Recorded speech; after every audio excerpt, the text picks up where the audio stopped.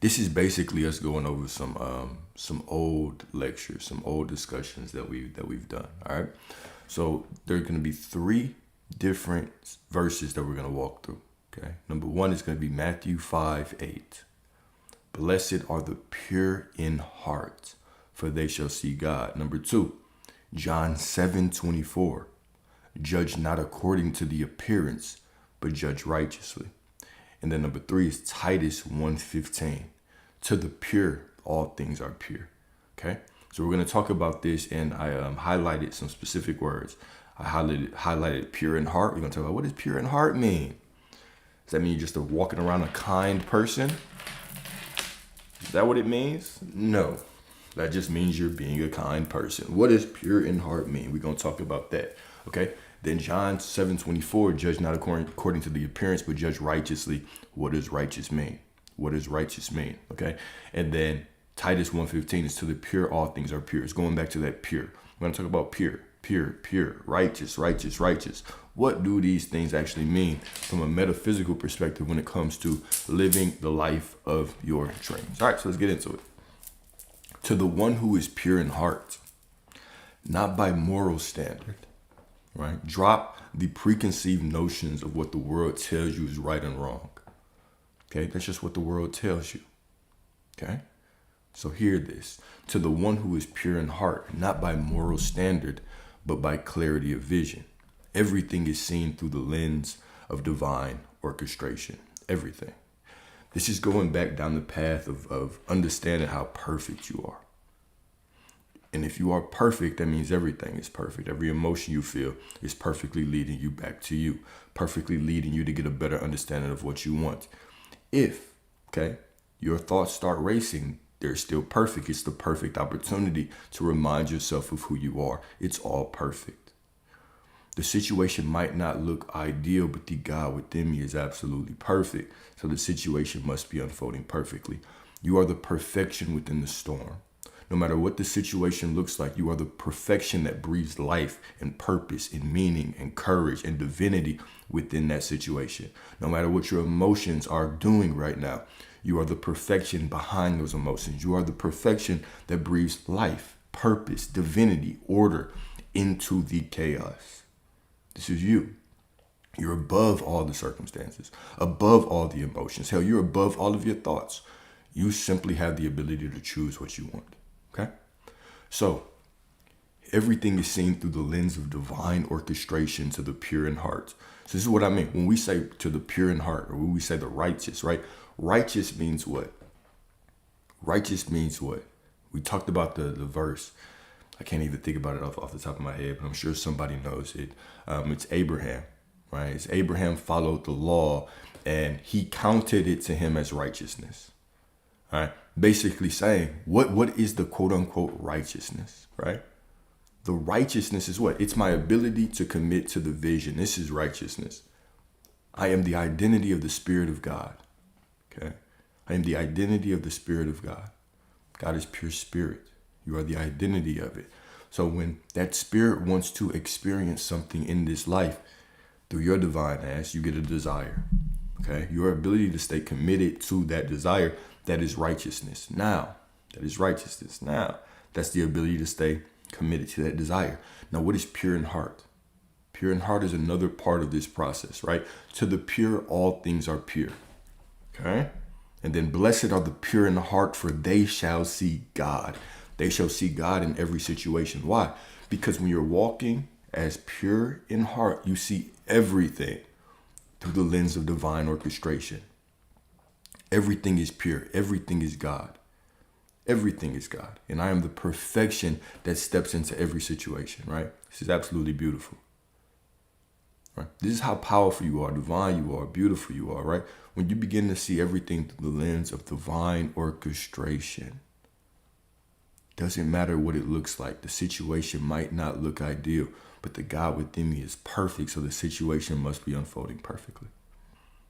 This is pure faith. This is real faith, okay? When you remain in the end, knowing that your desire is not becoming, but already unfolding, then no moment is wasted. No detour is wrong. No delay is denial. You do not curse the closed door. You bless it because you know it was never your destination. You already know your destination. Why are we cursing the little points in the middle when they're just part of the unfolding? Are you more committed to everything looking right or actually getting what you want? Which one? Which one? Do you care more about everything looking perfect and pretty or getting what you want? Which one? To the pure, all things are pure, okay? You see with the eyes of the spirit and not the ego. And from that purity of perception, all things are pure because all things are purposeful. The pure don't need proof. They walk in knowing. They do not panic when the plan changes because they understand the bridge of incidents is often disguised as chaos. But what looks like falling apart is actually falling together. Even betrayal becomes blessing. Even silence becomes confirmation. Even heartbreak becomes realignment. When your vision is anchored in the fulfilled end, everything in your path becomes sacred because it all bows to the words you have spoken. Reality bows to the word that you have spoken. What is the word you have spoken? It is I am. It is done. And so it is. Right? It's the end, the word that implies the end. Okay? This is what it means when we talk about Titus 1:15. This is what it means. All right? To the pure, all things are pure. That's what it means. To the pure. Right? Matthew 5:8, when it says, blessed are the pure in heart, for they shall see God. They shall see God in everything that they do. Not they shall see God in heaven one day after they die. The pure, the blessed are the pure in heart because they see God in everything. Because they see through the eyes of God. Because they observe God in everything. And what I perceive as a detour is simply the perfect unfolding. What I perceive as sadness is just the perfect unfolding leading me back to myself. Even my mind racing, even my thoughts spiraling is the perfect unfolding leading me back to the remembrance of who I am. This is a journey of remembrance, right? Okay? So when we talk about to the pure, all things are pure, Titus 1:15, this is what it means. When you are committed and living in the end, everything becomes evidence of the end. Everything. Huh? All right, so living in the end and trusting the bridge of incidents. What do you see is the first question, okay? What do you see in reality? What do you see? Do you see God in everything? Are you present enough to see God in everything? Are you present enough to see God in the silence? To see God in the quote unquote lack of movement? To see God when it looks like the situation is falling apart? To see God when it looks like the situation is falling together?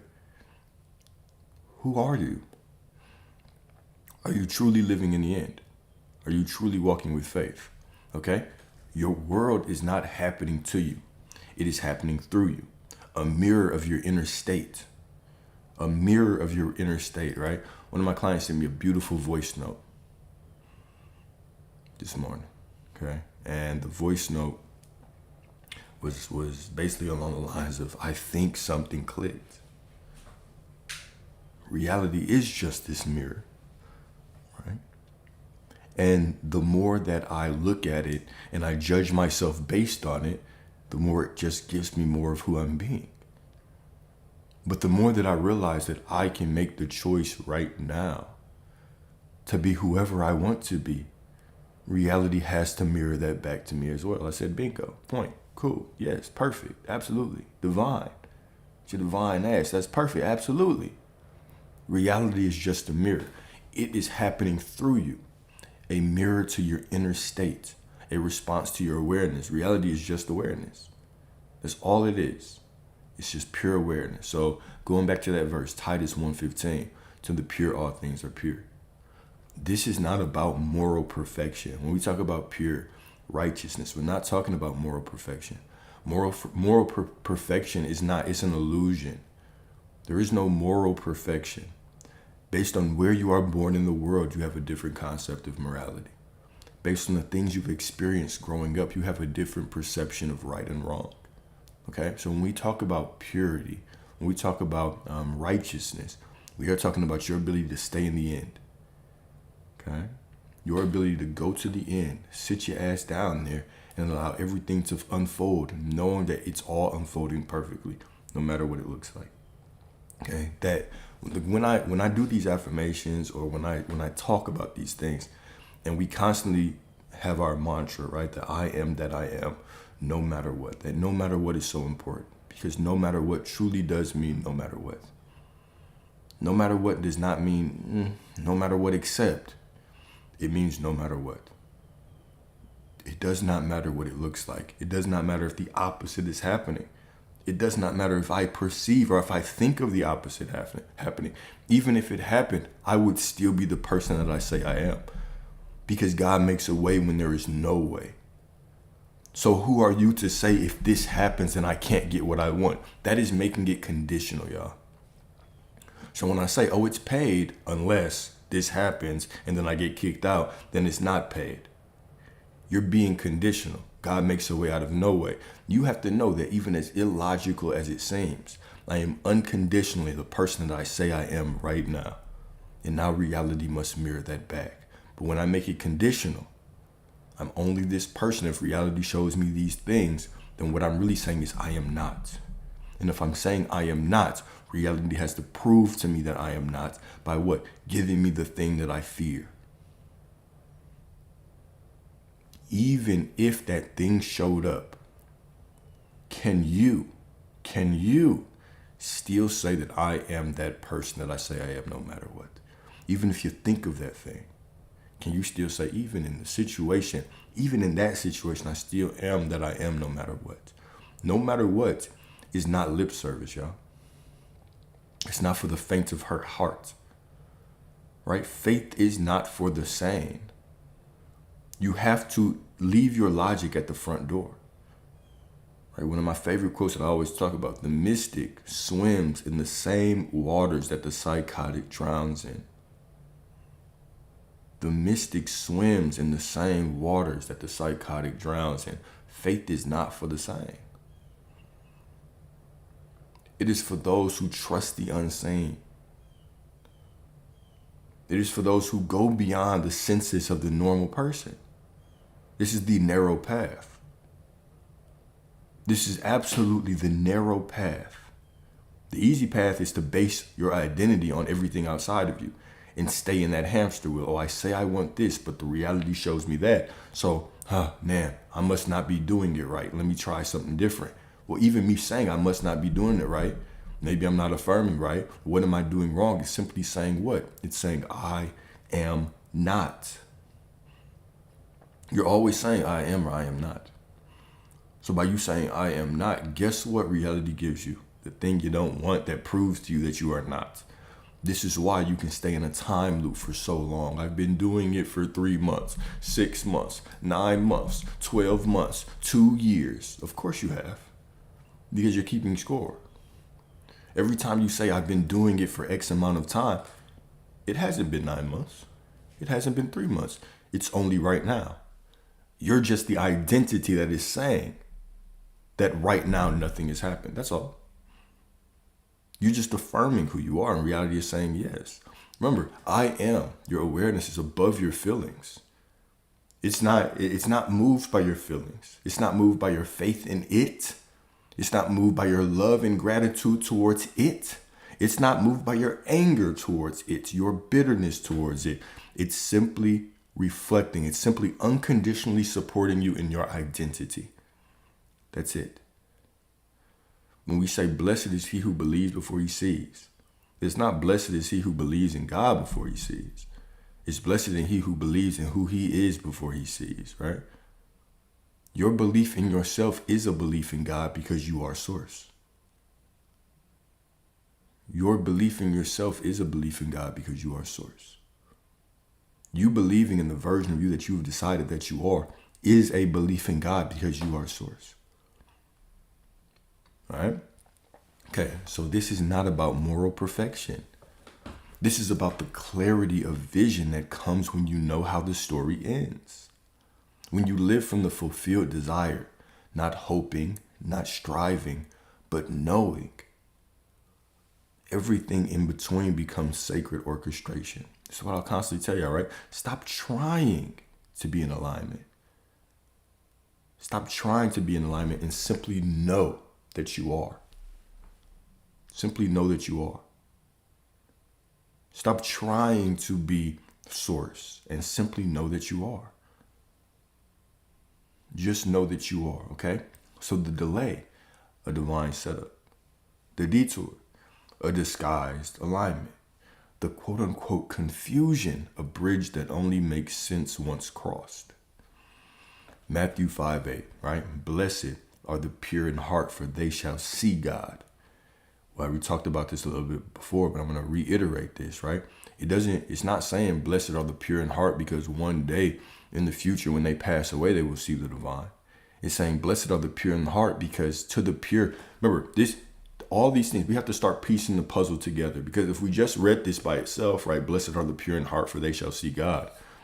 Blessed are the nice people because one day they'll go to heaven. No, that's not what it means, all right? Titus 1:15 says, to the pure, all things are pure. And we already broke that down. To the pure, to the one that stays in the end, that knows who they are, everything that they see unfolding in their life, they see it as absolutely perfect, okay? To see God in all things, you must become pure in your assumption that all things are working for you. All things are working for you. When you go to that end and you occupy that state of the wish fulfilled, right? It's done. It's mine. I already have it. Everything is unfolding perfectly, right? You feel bad about your comments? Don't feel bad about it, right? The past is gone. We're in the present moment right now. The past is gone. All right. So living from the end, the inner fulfillment, right? Can it have multiple meanings? It can have whatever meaning you want it to mean, right? But would you choose a less empowering meaning? Scripture is a living document, right? It's a living book. It meets you at your level of awareness. So if you want to read it like a history novel, that's what it is. Okay? If you want to seek deeper meaning in it, you can also receive that as well. So of course, everything can have multiple meanings, right? Reality is meaningless until you give it meaning, right? Reality is always meaningless until you give it meaning. So yeah, everything has infinite meanings, right? And then how to stay present when the mind goes back. Well, you just stay present right now, right? The mind goes back and you bring it back to where it is right now. The mind goes back, you bring it back to where you are right now. How often do y'all take your awareness or your focus off of your thoughts, off of your external environment, and you simply place it within your body? When's the last time that you just felt your body, right? I'm not talking about what you did last night, okay? I'm talking about dropping your awareness in your body right now and feeling the energy in your body, right? Feeling your skin, feeling the clothes touch your skin, okay? Feeling the weight of you in your chair or in your bed. When's the last time you simply dropped your awareness and did that? Can you do that whenever you feel anxious? Can you do that? Can you bring your presence or your awareness back into your body? And then can you actually provide yourself presence whenever your mind is racing? The same way that you would do with your child, right? If your child came to you and they were upset, anxious, their mind was racing, you would give them presence. Can you do that? Can you do that to yourself? How many times do I have to do this until it becomes who I am? As many times as it takes. Infinity, right? This is why even Jesus says, forgive your neighbor. We know that the scripture is just a book of internal states of being. Forgive them 7 times 70, which translates to 490 in the Hebrew. That means infinity. How many times do I have to do this? How many times do I have to bring myself back to the present? Infinite. Infinite. Infinite. Okay? Cool. So Mark 11:24. Whatsoever you ask in prayer, believe that you have received it and it will be yours. Okay? I highlighted 3 words in here. Number 1, is whatsoever you ask in prayer. Whatsoever. Not some of the things, but whatsoever you ask in prayer. Okay, believe.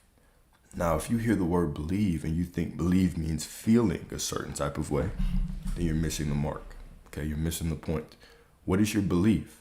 Except for your ability to tell the same story, no matter what you feel, no matter what you see. It's your ability to go to the same end that it's done, no matter what. Okay? So believe that you have received it and it will be yours. Will be yours. Not will in the future, but will is a statement of ownership. Right? It will be yours because it's already yours. Okay? It's Mark 11:24. It is not about begging for what you want. It is about embodying what's already done. Beautiful. When you walk in the end, you don't ask, when will it come? You say it is here. How can I walk in the end and still be saying, when will it show up? Right? I guess that's one of the constant questions that I've been receiving a lot on these lives. I get what you're saying, Alice. I get it. But how long does this take? I get that there's no time. But how long does it take? Right? I get it. It's a cry for help. It's the frustration. Right? The frustration of having to live with this physical reality. That's why we talked about that story of Job. The story of Job makes so much sense metaphysically. Because what does this represent? It represents Job, who had to go through this journey of getting his things, quote unquote, stripped away from him. Because in the beginning, he believed in these two powers. If I praise God, I'll get good. If I shun evil, then I'll keep my good. Okay. And so he went on this journey where he talked to 3 different people, which just represented 3 different aspects of his consciousness. This is a book of internal states. So in the story of Job, we are represented by Job. Okay. And Job represents us raising in consciousness. Okay. So Job talks to his inner states, but at one point he talks to his quote unquote wife. The wife represents the marriage that he has to reality. The marriage he has to reality. And what the wife says is, why are you still holding on to your integrity? Curse God and die. She said, curse God and die. Okay? What does that mean? Because, if your wife actually told you that, you probably look at her like, what? But this is an internal state of Job's consciousness. It is the same way that we look out at reality and we say, dang, nothing's changing. It's been 3 months. It's been 6 months. Forget this shit. Maybe I should curse God. What is cursing God? It's cursing everything, right? God is everything. It's cursing reality. It's saying, man, fuck this. Nothing's changing. And then dying, right? There is no death, but it means dying to this new state of being and going back to the old version of us, right? This will represent in the Matrix, the character Cypher. If you ever seen the Matrix, the character Cypher, right? He was in the Matrix, didn't want to be there anymore. He decided to go back to sleep. Put me back in the Matrix. Put me back in. Don't really care. Don't really want to be here anymore. Okay. So that's that archetype. But yeah, you have that, you will have that temptation to quit. And we see this in so many different perspectives, even throughout scripture. The Israelites leaving Egypt, which just represents, this is a metaphysical journey, right? To the promised land, which is your desire. They have to sit in the wilderness for a long time. Even before they get in the wilderness, when they're fleeing from Egypt, even though they've seen all these miracles, you know what I'm saying? God sent Moses into Egypt, and gave him all these miracles, even when as far as killing the firstborn kids, okay? Which is all metaphysical. When the Israelites got out of Egypt, they still were saying, man, we should have stayed in slavery. What should we do? Why is this happening? Right? It's that constant pull that we have, or that constant urge that we have just to give away. Okay? Just to give away. I did send the email, Miss Sheesh. I did send the email. And I've had several people already book it. You put your email in it and you've received it. Check your junk mail. Check your spam folder. All right? You have to call me out like that. Check your spam folder. Check your junk mail. Everybody else has been booking that. All right? Cool. So this represents that desire to go back to that old self, right? To fall back into that old state of being because we don't see something in reality that looks the right way. That's what it means. Okay? Cool. So when you walk in the end, you don't ask, when will it come? You say it is here.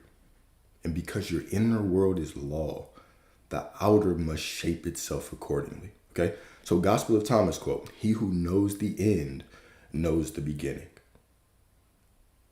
Right? He who knows the end knows the beginning. All right? And then another quote, a beautiful quote by Rumi.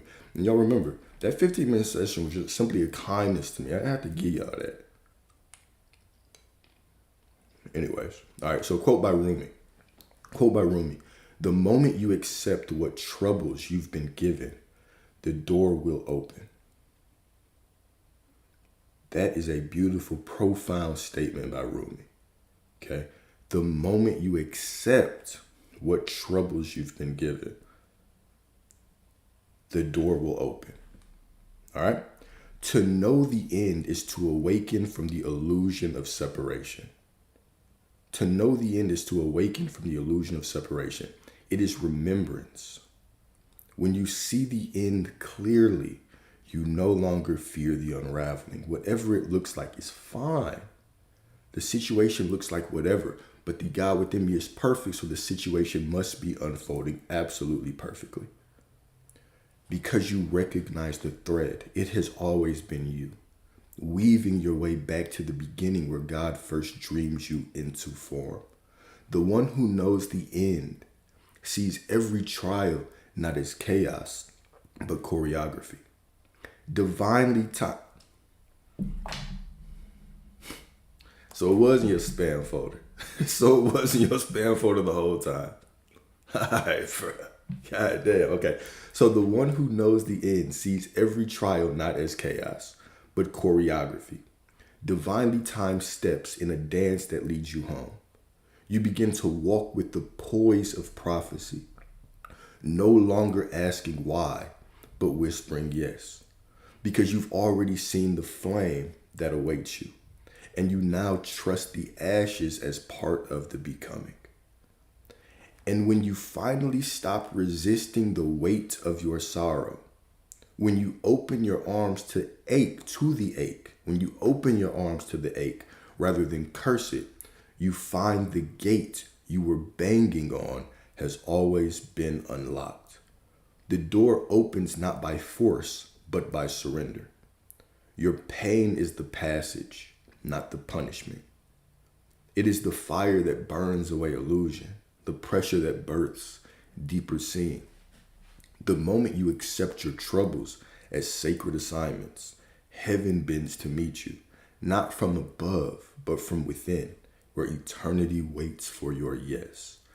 The moment you stop seeing these things as burdens, you stop seeing these things as trying to break you down and pull you off the path, and you start seeing them as the absolute perfect unfolding, leading you to your end. This is when you become the magician, the wizard, the enchantress, whatever you want to call yourself, walking through life and allowing everything to unfold perfectly to meet you. Beautiful. Okay? Living from the end is purity of focus. It is not tainted by circumstance, not swayed by what the five senses report. It is faith with vision, seeing the unseen as already real. It is not tainted by circumstance, not swayed by what the five senses report. It is faith with vision, seeing the unseen as already real. Right? Who you're being right now, reality is just mirroring it. When you commit to what you want, when you commit to who you say you are, you allow reality to actually reveal that to you. Now, for it to reveal it to you, right, it has to go from where you are to where you want to be. So things have to change. Things need to be revealed. Things need to unfold. Every change is beautiful. Every change is beautiful. To the pure, all things are pure, right? Titus 1:15. To the pure, when I'm pure in my assumption of the end, everything is the beautiful unfolding of that. Okay? Everything is the beautiful. What would you have done if I had let you up here? You know who I'm talking to. If you had, what would you have done if I had? Would you have just thrown off the brand and just went off on my ass? So, anyways, the bridge of incidents. Everything is working for you. Right? That would have been fucked up, especially if you hadn't seen your damn spam messages. That would have been fucked up. All right. So once you claim the end, the journey activates. A sacred unfolding called the bridge of incidents. You don't pick the bridge. You don't plan it. You trust it. Ooh. You don't get to pick the bridge. You don't plan it. You simply trust it. You simply trust it. You go to the end and you stay there. You sit down in the end. You get real comfortable in the end. You decide who you are. And you allow all these things to unfold through you. Beautiful, all right? So Romans 8:28.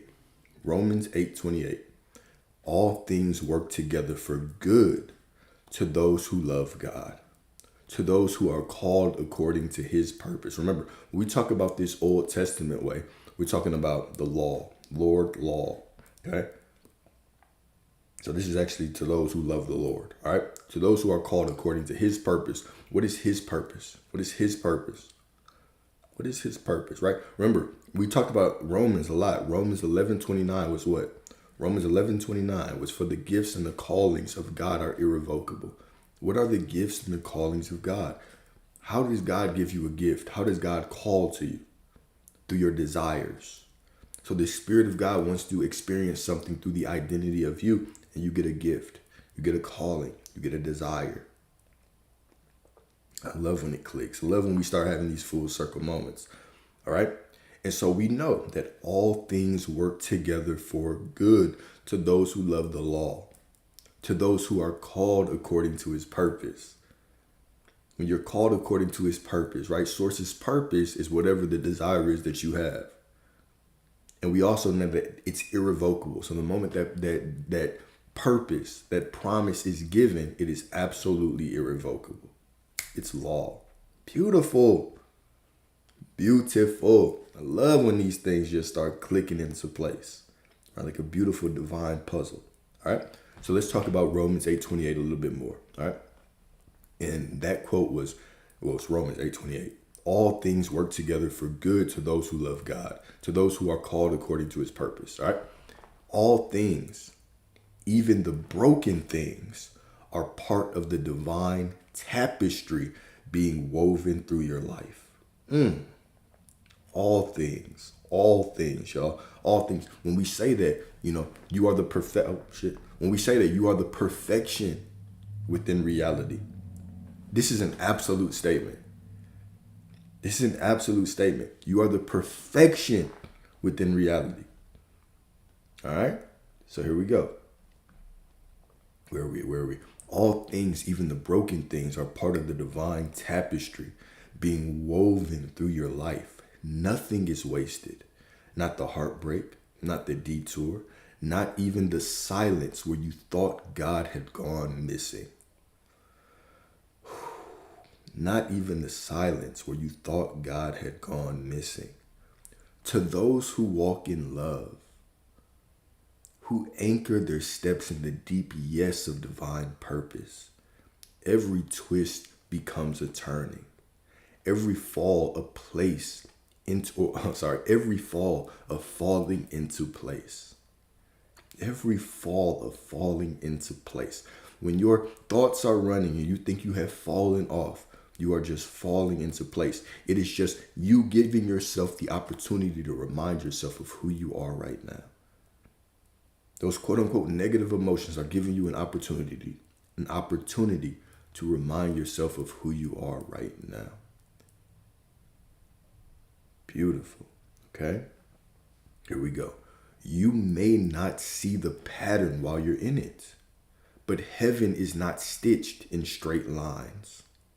It is written in spirals, in seasons, in sacred delays that always lead to deeper alignment. I remember when I first got on this manifesting journey and I was just trying to force things into place.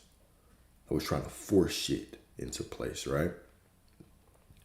And even that struggling, that didn't really lead me far. I would get a couple things here and there, but nothing really of substance and nothing really that could stay. Even that struggle was leading me to this moment. Even that was leading me to this moment.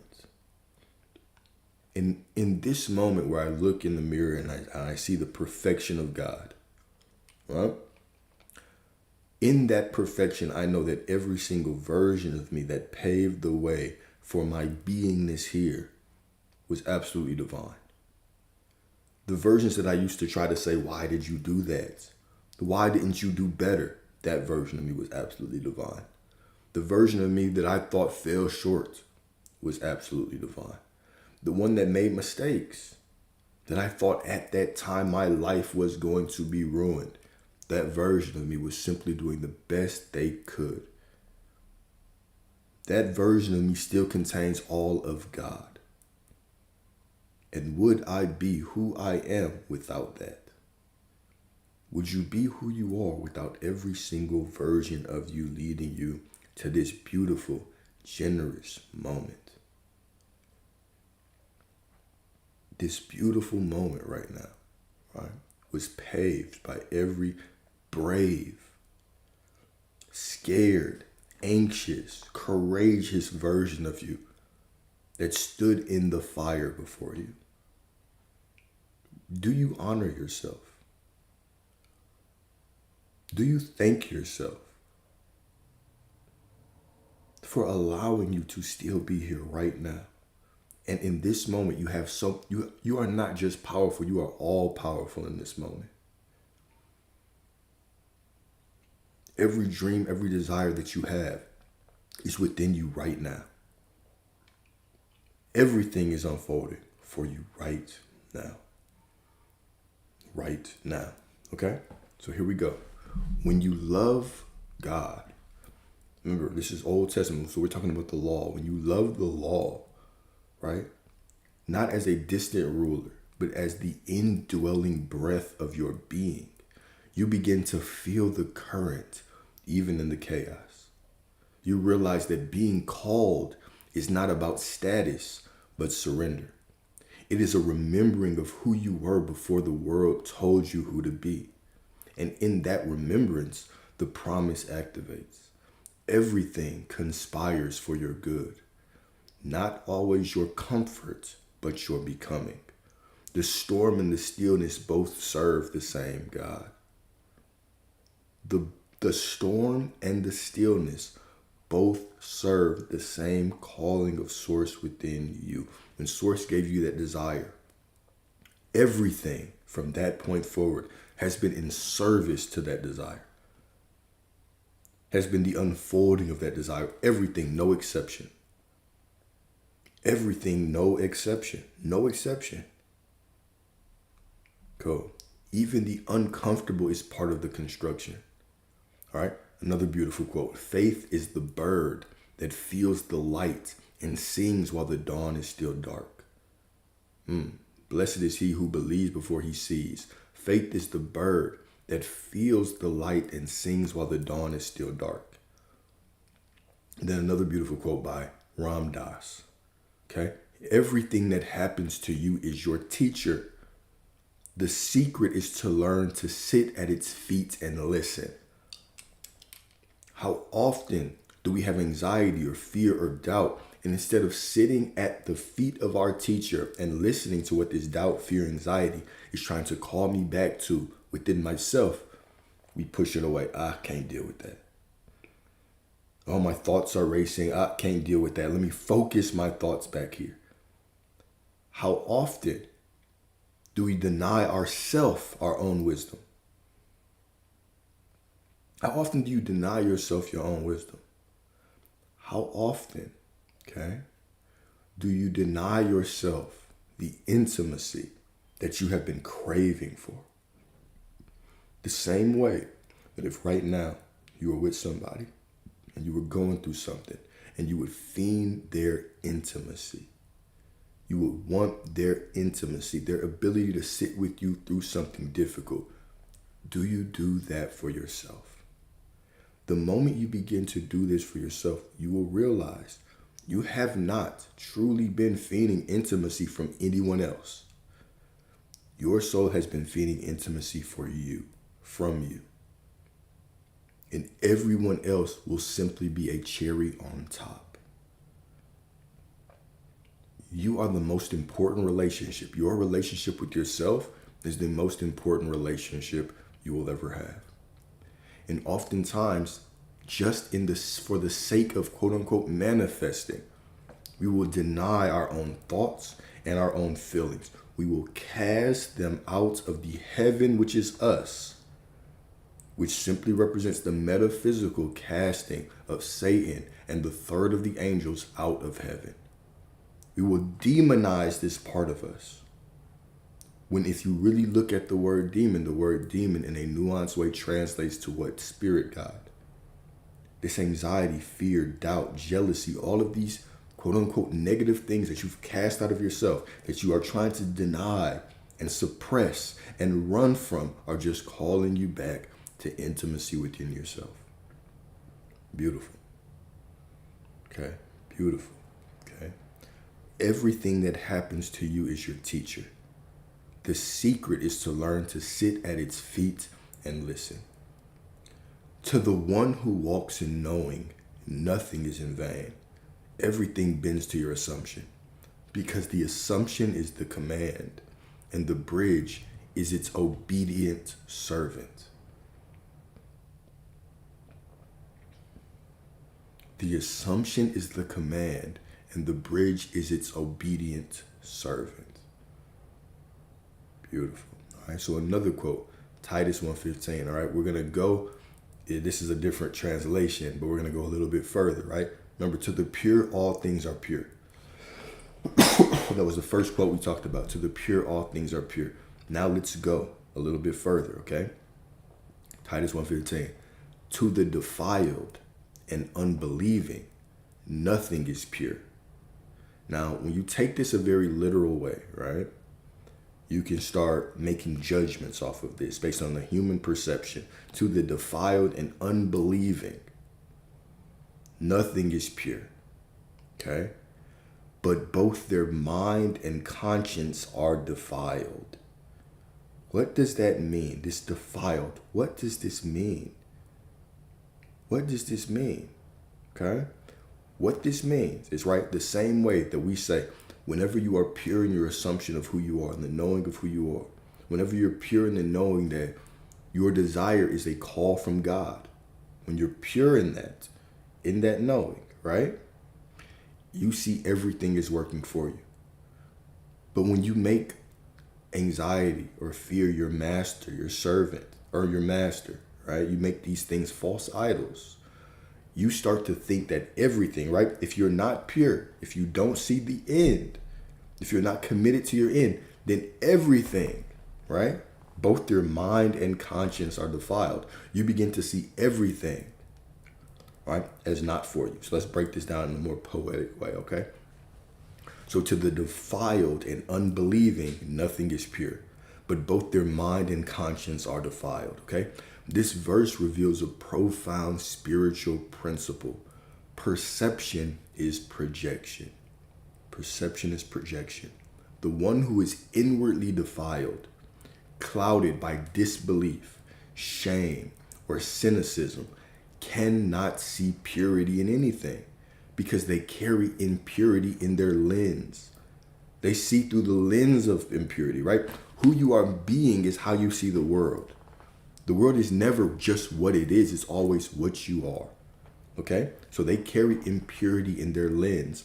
Their judgment becomes a mirror reflecting their own wounded mind, not the truth of what they observe. They will argue, no, this is just how it is. This is just how it is. Okay?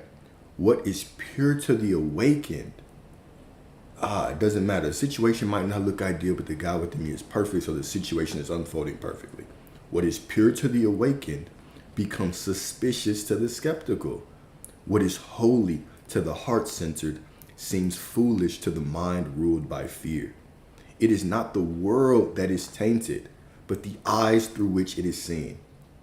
It is not the world that is tainted, but the eyes through which it is seen. It's not reality. There's no problem with the circumstance. There's no problem with your emotions. There's no problem with your racing thoughts. There's no problem with anything. It's all perfect. It's you. It's your perception. And the moment that you stop identifying yourself with the quote unquote imperfections of reality that you perceive, and you start going to the deeper truth that I am perfect, now you can see through the eyes of God. Now you can see as the eyes of God. You're always seeing as the eyes of God, but now you can truly see as the eyes of God, meaning you can align with that source within you that sees everything as the perfect unfolding for you. Okay? Titus 1:15 is an invitation to cleanse the inner sanctuary. For when the mind is renewed and the conscience made whole, purity is no longer something we seek outside ourselves. We no longer make it conditional. I need these things to look like this. I need this information to be like this. I need to know this in order for me to just know that I am the person that I desire to be. This is all it is, right? It's a stripping back. It's not a journey of becoming, it's a journey of remembering. All right? For when the mind is renewed and the conscience made whole, purity is no longer something we seek outside ourselves. It radiates from within. The believer sees through the eyes of grace, recognizing the divine even in what appears broken. The call is not to obsess over appearances or rituals, but to transform the inner world. Because once the heart is made pure, everything becomes sacred. As Christ said, your I am awareness said, blessed are the pure in heart, for they shall see God, not just in heaven, but in everything. When your mind is divided, you see betrayal in the blessing. You see delays as punishment. You see quote unquote test as torment. But when you are pure in your knowing, you see God even in the storm. You see God even in the storm. Purity is not the absence of flaw. Purity is not the absence of flaw. From a human perception, who is perfect? It's one of the comments yesterday was like, this is how I know I'm not source, because I'm not perfect. And I still judge. From a human perception, who is perfect? Who? From our human egoic perspective, who is perfect? But when you are pure in your knowing, you see God even in the storm. Purity is not the absence of flaw. It is the presence of faithful perception. A single mind, a mind single-minded, a mind single-minded toward the fulfillment, unwavering, untainted by doubt. Not feeling doubt, but not worshiping doubt. Through the storm, I am the perfection. Through the racing thoughts, I am still the perfection. And I bring myself back to that knowing all the time. Mind races, I catch myself. I might race for a little bit. Might race for 10, 15 minutes. I remind myself of the truth that it's already mine. It's already mine. Exactly. You can have your moments, but always remember who you are. Go back to that knowing. Make that your frequency. I always go back to this knowing. We're humans. The journey is not about perfection. You're already just inherently perfect. You are inherently perfect. This journey is not about getting your ego to be perfect. It's about reminding yourself of that perfection while you still continue to have your beautiful human experience. This is what it's about. Okay? This is what it's about. So number 5, stop judging the bridge. Every moment is sacred. All right, so the verse here is John 7:24. Judge not according to appearance, but judge righteous judgment. Right? Judge not according to appearance, but judge by righteous judgment. Okay? John 7:24. Stop calling it failure just because it hurts. Stop calling it failure just because it hurts. Exactly, Shelley. It's never about denying our humanity. It's about embracing your humanity as the perfection of God. This is not a journey of you as this fractured, this little fragment of God trying to be whole. It's the remembrance that you are the entirety of God. You are the wholeness of God, just pretending to be a fragment. It's not about trying to be anything. It's just about remembering that you are already everything. Okay? Stop calling it failure just because it hurts. Number 2, stop naming it wrong just because it's unexpected. Stop naming it wrong just because it's unexpected. If it showed up after you assumed the end, then it is part of the plan.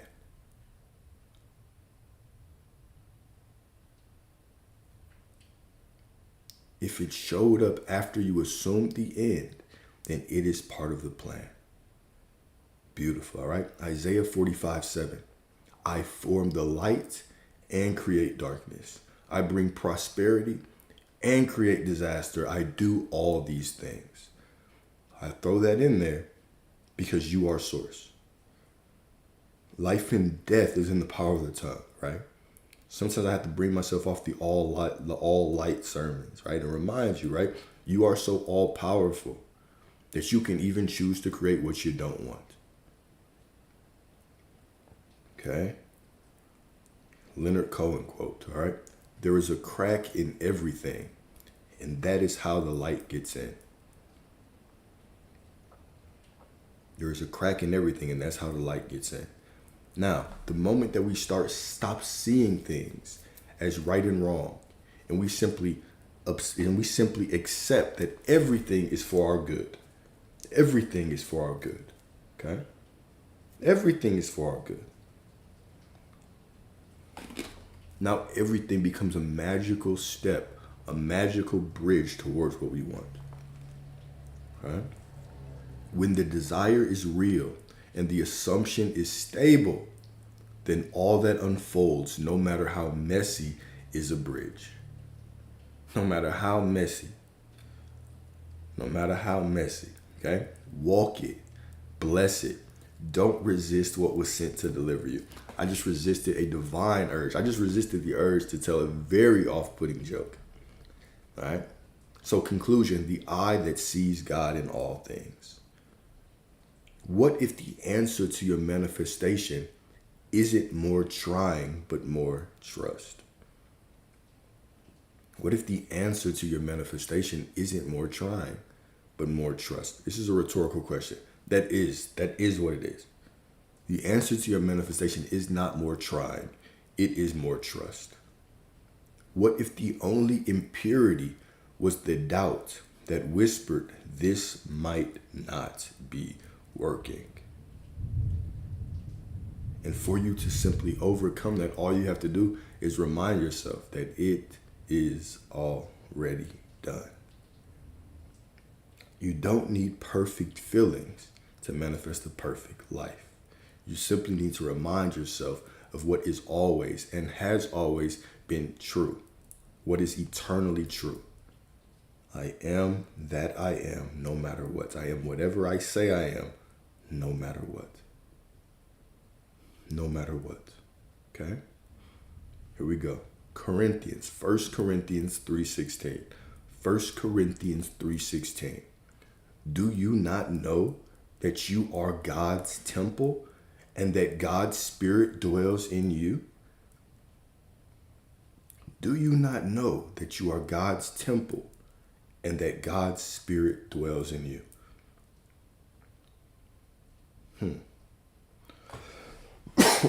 Do you not know? All right, now quote from Saint John of the Cross. If y'all ever study like a lot of these these saints, right, people that were ordained saints, when you start studying their lives, you'll see that a lot of them were mystics. A lot of them were mystics, and they finally started getting the recognition that they wanted or desired. Like, well, not desired, but they actually started getting recognition after their life. Right, after their life. Okay, but very, very interesting to study these mystics. Because what you'll start seeing when you start researching some of the saints. Yeah, that was my stomach. That wasn't thunder. I'm just strong like that. My body's so strong. You know, it sounded like thunder, but it was me.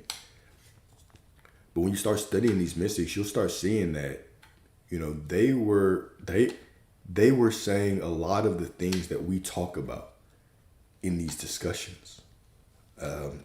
One of the interesting, let's not get into that now. I'll get into that right after this discussion. All right.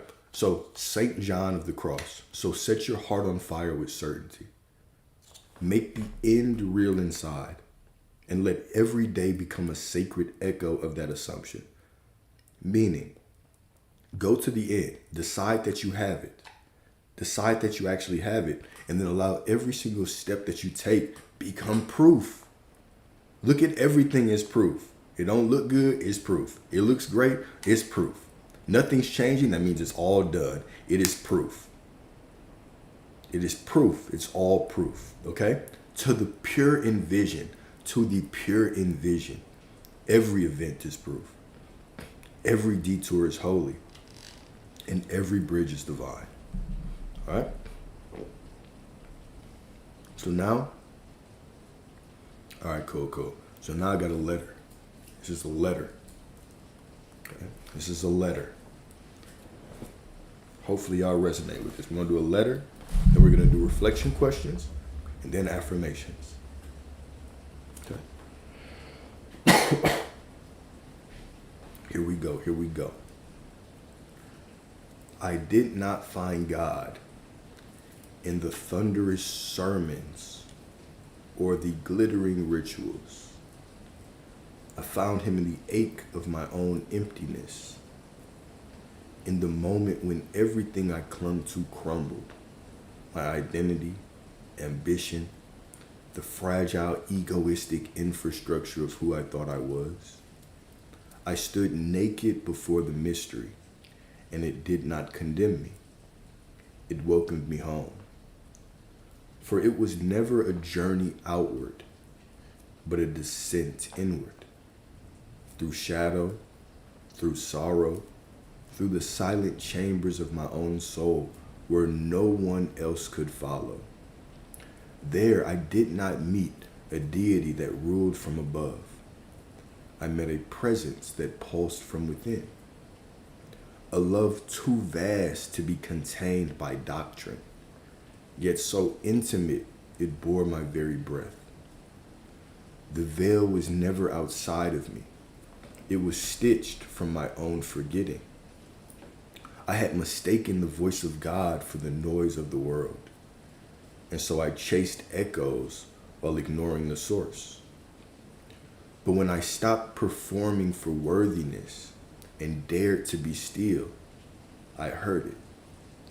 The I am that was not separate from me, but as me. Not an idol to worship, but a flame to become. I realized then that the Holy of Holies was not behind stone or veil, but behind the mask I wore to be loved. And when I laid those down, nervous but true to myself, I discovered the sacred not as something I found, but as something I remembered. Right? I am that I am, no matter what. No matter what. Okay? And remember, these documents, I always upload them to YouTube, so they're yours. They are yours. Okay? They are absolutely yours. So questions. Number one, what stories, wounds, or beliefs might still be painting the way I see the world? What stories, wounds, or beliefs are still painting the way that I see the world? Okay? And what would I see differently if I viewed life through the lens of purity and divine purpose? If I actually saw life as simply the unfolding of everything towards my end? Okay?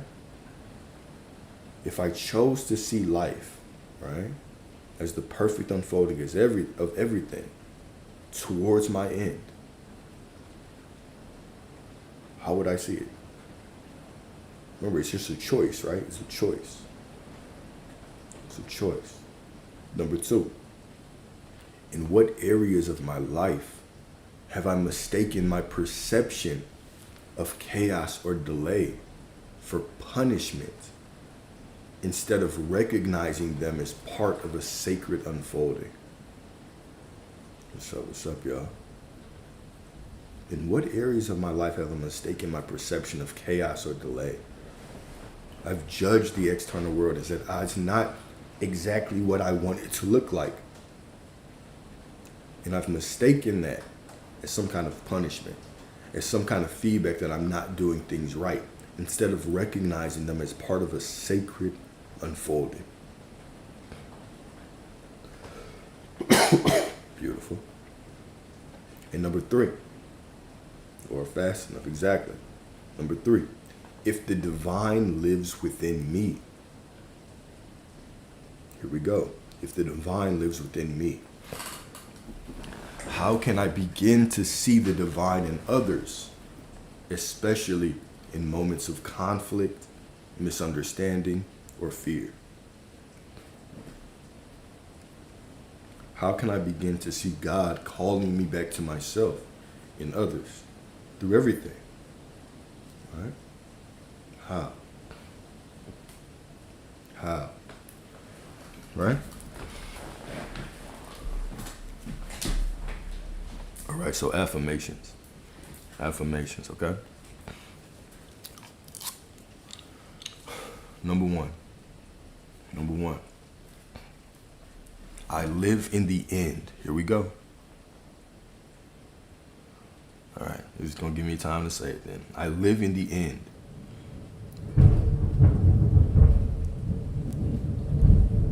I live in the end, knowing the universe bends to my will. All is aligning now because it must. All is aligning now because it must. All is aligning now because it must. Okay? To the pure in heart, every breath is a temple. Every moment a sacred unfolding. I choose to see through the eyes of the divine in me. I choose to see through the eyes of the divine in me. Okay? Next. I no longer wrestle with the process. I trust the divinity that wrote the promise in my heart.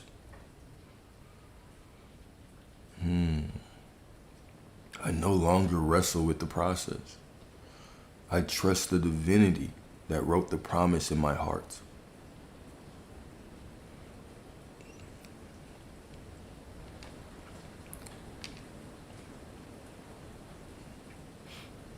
I sleep sometimes. I walk not by sight, but by the knowing etched into my soul. I move as prophecy in motion, already fulfilled in spirit. Yeah, I know. Even when the bridge is strange, I bless it, knowing it was sent by God to deliver my becoming. What is my becoming? Even when the bridge is strange, I bless it knowing it was sent by God to deliver my becoming. What is the becoming? Because the moment you decide that you are it, you are it. The becoming is reality revealing who you are to you. Reality revealing who you are to you. That is the becoming. That is the becoming. All right? Next. All of creation is conspiring for me. Every circumstance is a stepping stone, and even silence is sacred confirmation. All of creation is conspiring for me, with me, as me, through me, to me. Every circumstance is a stepping stone, and even silence is sacred confirmation. Beautiful. Okay, we got two more. Buckle up. Two more. Remember, as I'm reading these, you're not trying to become these. This is a sacred remembrance of who you've always been. You've always been all of this. Always, effortlessly. It's just who you are. Remember who you are. Okay? Stop trying to know and just know. Stop trying to be in alignment and just know that you are source, so you are always in alignment. Okay? Cool. I am not waiting. I am the vision walking, the desire embodied, the prayer already answered in flesh and bone. I am not waiting. I am the vision walking, the desire embodied, the prayer already answered in flesh and bone. Thank you. Thank you. Thank you for that confirmation. I know, right? Your life is proof of your worthiness. There is a power within you that loves you so much it keeps your heart beating even when you don't think about it. Even when you shove your body with Pop-Tarts and potato chips, this source within you keeps you functioning. This is unconditional love. Unconditional love. Every breath you take is proof of your worthiness. It's proof that you are loved. It's proof that you are divine. I am not waiting. I am the vision walking. I am the manifestation of God walking. The desire embodied. The prayer already answered in flesh and bone.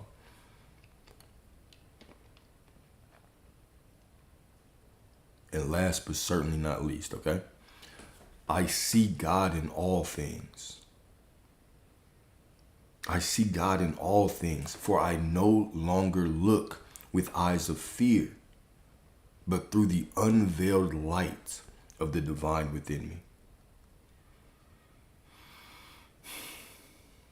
I see God in all things, for I no longer look with eyes of fear, but through the unveiled light of the divine within me. I am that I am, no matter what. That no matter what is important, y'all. No matter what. No matter what I see, I am that I am. No matter what it looks like. Even if it looks like the exact opposite. Even if I think the exact opposite of what I want, I am that I am no matter what. No matter what. Okay? You are everything that you desire to be right now. Accept it. Don't try to accept it. Just accept it. Don't try to know it. Don't try to believe it. Just know it. Just go to that truth, okay? Cool. That's all I had today. All right, if y'all want to join, if y'all got questions, let's do it. Happy Saturday, all right? It's raining anyway. It ain't like I can go ride my bike or anything, so let's talk. Also, as a side note, if you are a paying subscriber, okay? If you are a paying subscriber, in the subscriber-only notes, there is a link to a Telegram channel. Okay, in that Telegram channel, I'll be doing things daily, posting daily affirmations, posting daily reminders, but it's also an open forum, so you can talk. You can communicate with one another. You can help each other out. You can ask for advice. You can do whatever, right? It's just an added benefit to anyone who is a subscriber, right? We're going to still have the workshops. Every few weeks, we will still have the workshops. But if you're a paying subscriber, you can go into the subscriber only section and there is a link there for a Telegram channel. Join the Telegram channel. Just like-minded people, right? Without the trolls. Because you know if somebody's in there, that means they're paying subscribers. So, you know, it's just my way of giving y'all some kind of perks because y'all started subscribing before I had any perks. All right, so thank you. And I don't know how much the subscription. It might be like $2 a month, something like that. It's whatever TikTok charges you. You know, I get a good like 20-cent cut of it. You know what I'm saying? Big money. You feel me? It's all big money, but it's just a way of giving you back, right? Because I would do this for free anyway. So, which I do. That's why I let y'all come up here and we just talk. I know.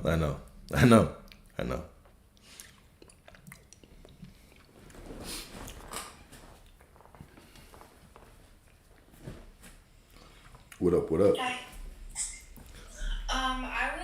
I was really actually getting it this time, or like really choosing this time. Yeah. No, I see it. I see what you're saying. But what I was also thinking that maybe you could help for people like me who struggle with this, that you can give us some insight, is when other people in our realities seem to kind of push us out of our own reality, like comparison or um, just feeling like somebody else has maybe bigger energy, more personality, or more than we perceive ourselves to have Yeah.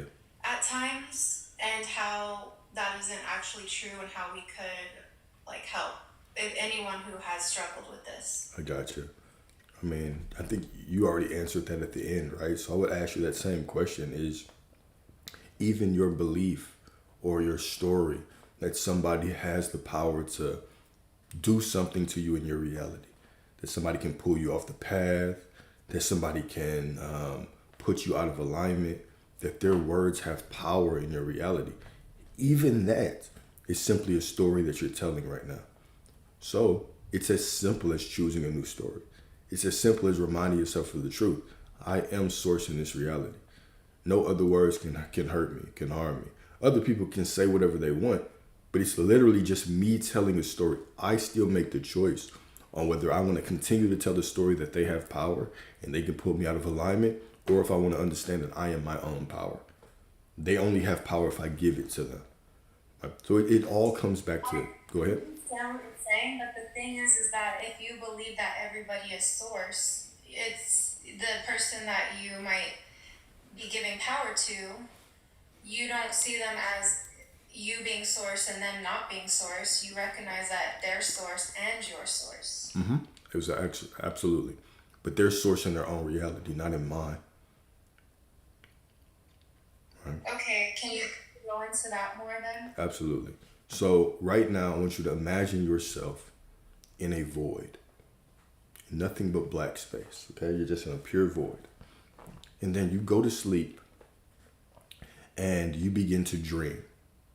Okay, let me put it like this. I'm gonna make this kind of practical. Okay? I'm gonna make this very practical, and it won't pertain to all people, but it will definitely pertain to most people. Most people don't remember the moment that they're born. You don't remember the moment that you chose to descend into this reality. Okay? One of the qualities of a dream is that you can't really tell how the dream started. You just wake up and you're dreaming. Right? One of the qualities of a dream is you don't remember how it started. You simply are dreaming. Okay? One of the qualities of most people's life experience, most people, gotta say most, all right, is that you don't remember exactly when it started. There was a moment, there were spotty moments, and all of a sudden you came into consciousness. Okay? Now, what you are actually doing is you are in a void and you are dreaming this reality. Okay? And everybody else is in their own void dreaming their reality. Okay? We have a collective consciousness. I'm going to get deep, and I already know I'm not going to do that because I don't want to confuse, because I know how your mind works. Let me be more concise about this. All you have to think of is this. When you are walking through reality as you, when you meet someone else, Okay, that initial meeting. Let's say that initial meeting is you meeting a version of them. Now that version of them could be influenced by all kinds of things. It could be influenced by how you believe men are in general. It can be how you believe this race of people are. It can be all kinds of things. A book you read, a movie you read, right? All of these assumptions pieced together become your lens of how you view reality. And so you're initially meeting people and you have these assumptions that begin to play out. You might be a little looser with those assumptions in the beginning, but after that initial conversation, you begin to make more and more assumptions about them. And as you change and evolve in your assumptions, a different version of that person steps forward. The version of them whose free will is in alignment with your assumption steps forward. Just by you changing yourself, changing your assumption, the version of them whose free will is in alignment with that assumption steps forward. This is how it is with everyone. In your space, you are interacting with one vessel, one avatar. And in that avatar, are infinite versions of this person. And the version of them that you choose, the infinite versions of them that you choose are in alignment with your assumptions. In their reality, they are doing the same. They're doing the exact same. They're the single point of consciousness. They meet you, and whatever happens, they move on from this situation. Their assumptions of you begin to pull different versions of you in their reality. You'll never know those versions of you because you're only this version of you. All right? But you always have the... Go ahead. So there's two different ways of going about this. So let's say that you're a smart person, but in your reality, there's somebody who is much more smarter than you, and you at times can go, okay, well, we're all source, so instead of seeing that person and getting jealous of like, oh, they're smarter than me, they're beating me at my classes or whatever, you can just be like, well, they're a part of me, and so maybe they might be stronger in this area, but I might be stronger in another area, and we're all one, and we all have something to contribute. Theirs might be like intelligence, but mine might be something else that they don't have because we're all uniquely like different. But instead of seeing them as like, oh, they're in my reality, I'm gonna make them more stupid so I can be smarter because in my reality, I want to be the smartest person. Yeah. That's what I feel like you're saying, kind of. No, not really. What I'm saying is that everybody, right? You can only be aware of something if you want, if you can have it. Okay, so I was just illustrating a different point. Now, once we start getting into the actual meat and potatoes of it, here's the truth. Anything that you can perceive, anything that you are aware of, is simply telling you what you can have. You don't have to make anybody dumber, right? You don't have to do all that. You simply need to know that whatever you perceive, you can have. Whatever you perceive, you can have. If you see somebody as extremely intelligent and all of a sudden you have a desire, think about what you're saying. I've seen somebody as intelligent, and now it has opened up a desire for me to be intelligent as well.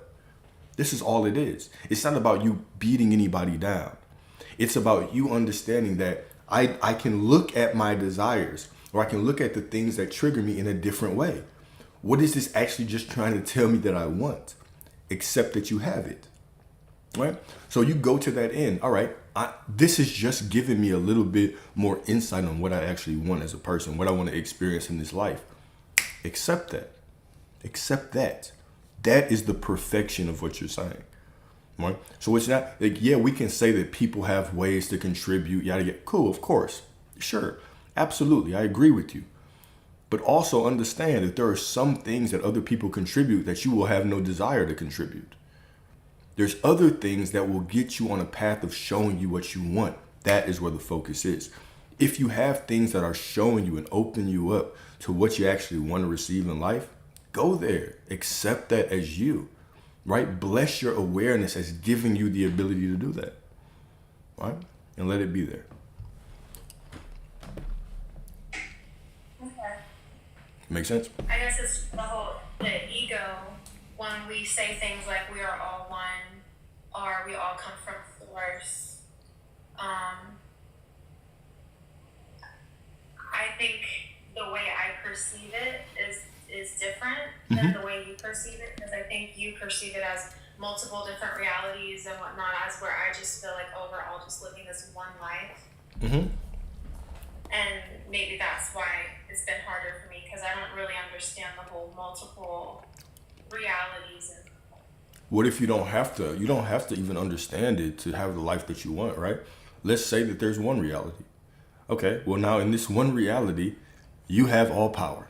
That's the bottom line. In this one reality, you can either choose to say, because I've received this desire, that is just showing me that I can have it. And so now everybody is just presenting you a menu. They're giving you an opportunity to say, okay, do you want to experience this or not? Sometimes you can say yes or no. You always have the opportunity to choose. That is what life is. It's the ability to choose. It is to expand because you are an infinitely expanding being. It is to continue to remember yourself through this journey, to know yourself as source. so do you think that in our reality sometimes we put people who seem to be ahead of us in areas to motivate us?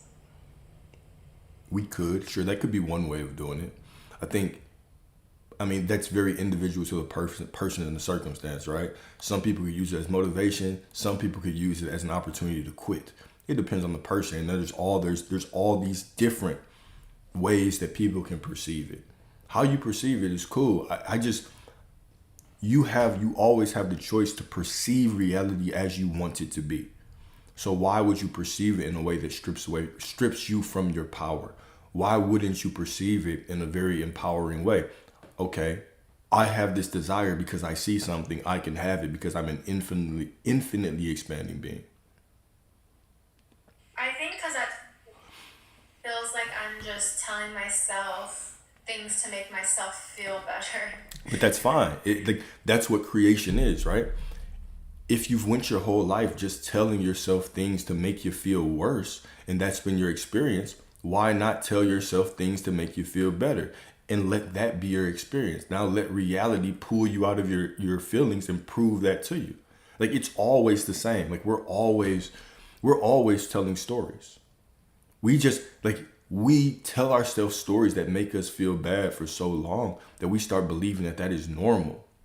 And then if the story makes us feel good about ourselves, we're like, oh, it must be something wrong. You're creating, whether you believe it's something wrong or not, you are creating just by telling that story, right? You're above your feelings.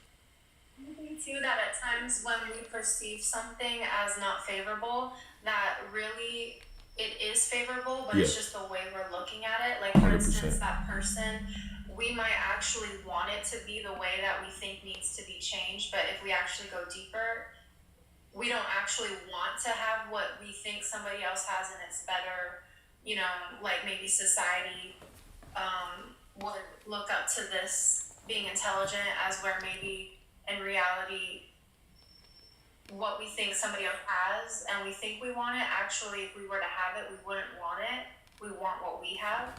Maybe. Does that make It makes sense, but I mean, you're just circling around that illusion of doubt, right? So it's always your perspective, point blank, period. But then when you start going further and you say, oh, well, I have it, and maybe if I don't have it, then it's actually showing me that I wouldn't really have wanted it. All that is just the disguise of asking questions. It's the disguise of doubt, disguising doubt with quote unquote discernment. You can have whatever you want just because you choose to. And once you choose what you want, everything becomes the unfolding of it. Like we can sit there in the unfolding and say, this is right, this is wrong, this looks good, this looks bad. But really it's all for us because we've already made the choice of who we are. So when we stay in that knowing of who we are, just allow things to unfold. Choose what you want to see, and that's it.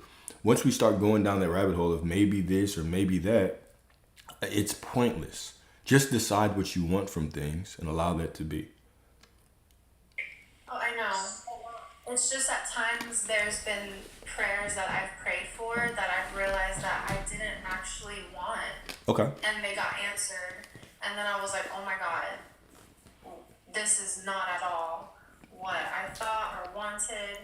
And I kind of deep down knew that, but for some reason, I trusted myself and thought I really know what I want. I prayed for what I wanted. I got what I wanted, and it was not what I wanted. Yeah. Well, you always have the ability to continue to choose, right? You're never at the end of the story. You're always in the, like you always can continue to choose and change and evolve. That's the beauty of this, is that as we continue to go down this path, we get more clarity on what we want. We start to change our opinions.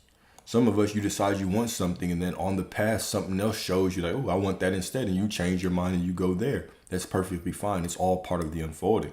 But it's nothing to fear, right? Even all of those things, you receiving certain things just gave you more clarity on what you wanted. Those things were not the end. They were just another decision point for you to continue going forward. Life, you're always evolving, right? You're not stuck in those things.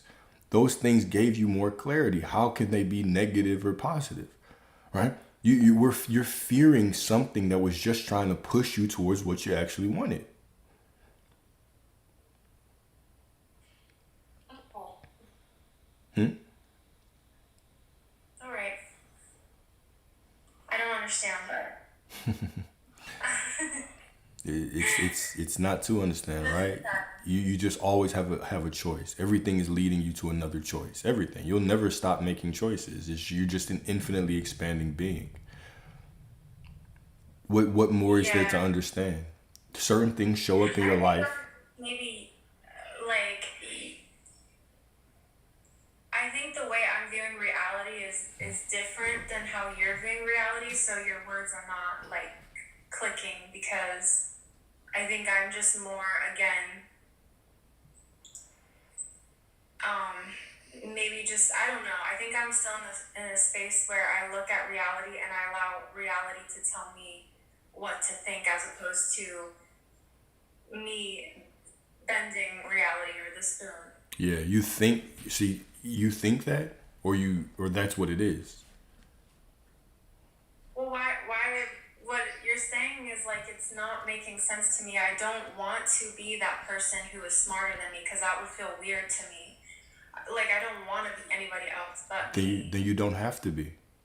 You can choose that, and that's perfectly fine. But even you going through life and receiving things is just giving you more clarity on what else you want. That's it. Okay, I see.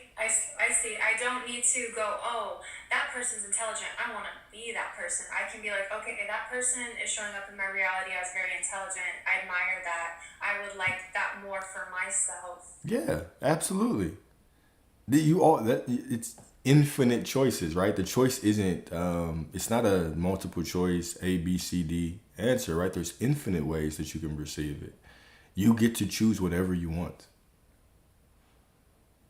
Whatever Okay, you want. I got You got it? much it. Right? You have the freedom. You have absolute free will, infinite free will to choose whatever you want. Make sense? Amen. I do. I do. Okay, bye. Appreciate you, man.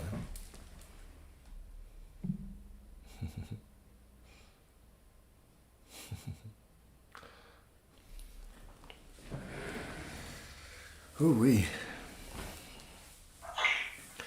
Ooh wee, ooh wee. What's up, Kelsey? Oh, it's me. I stepped away from my phone. Oh, wait.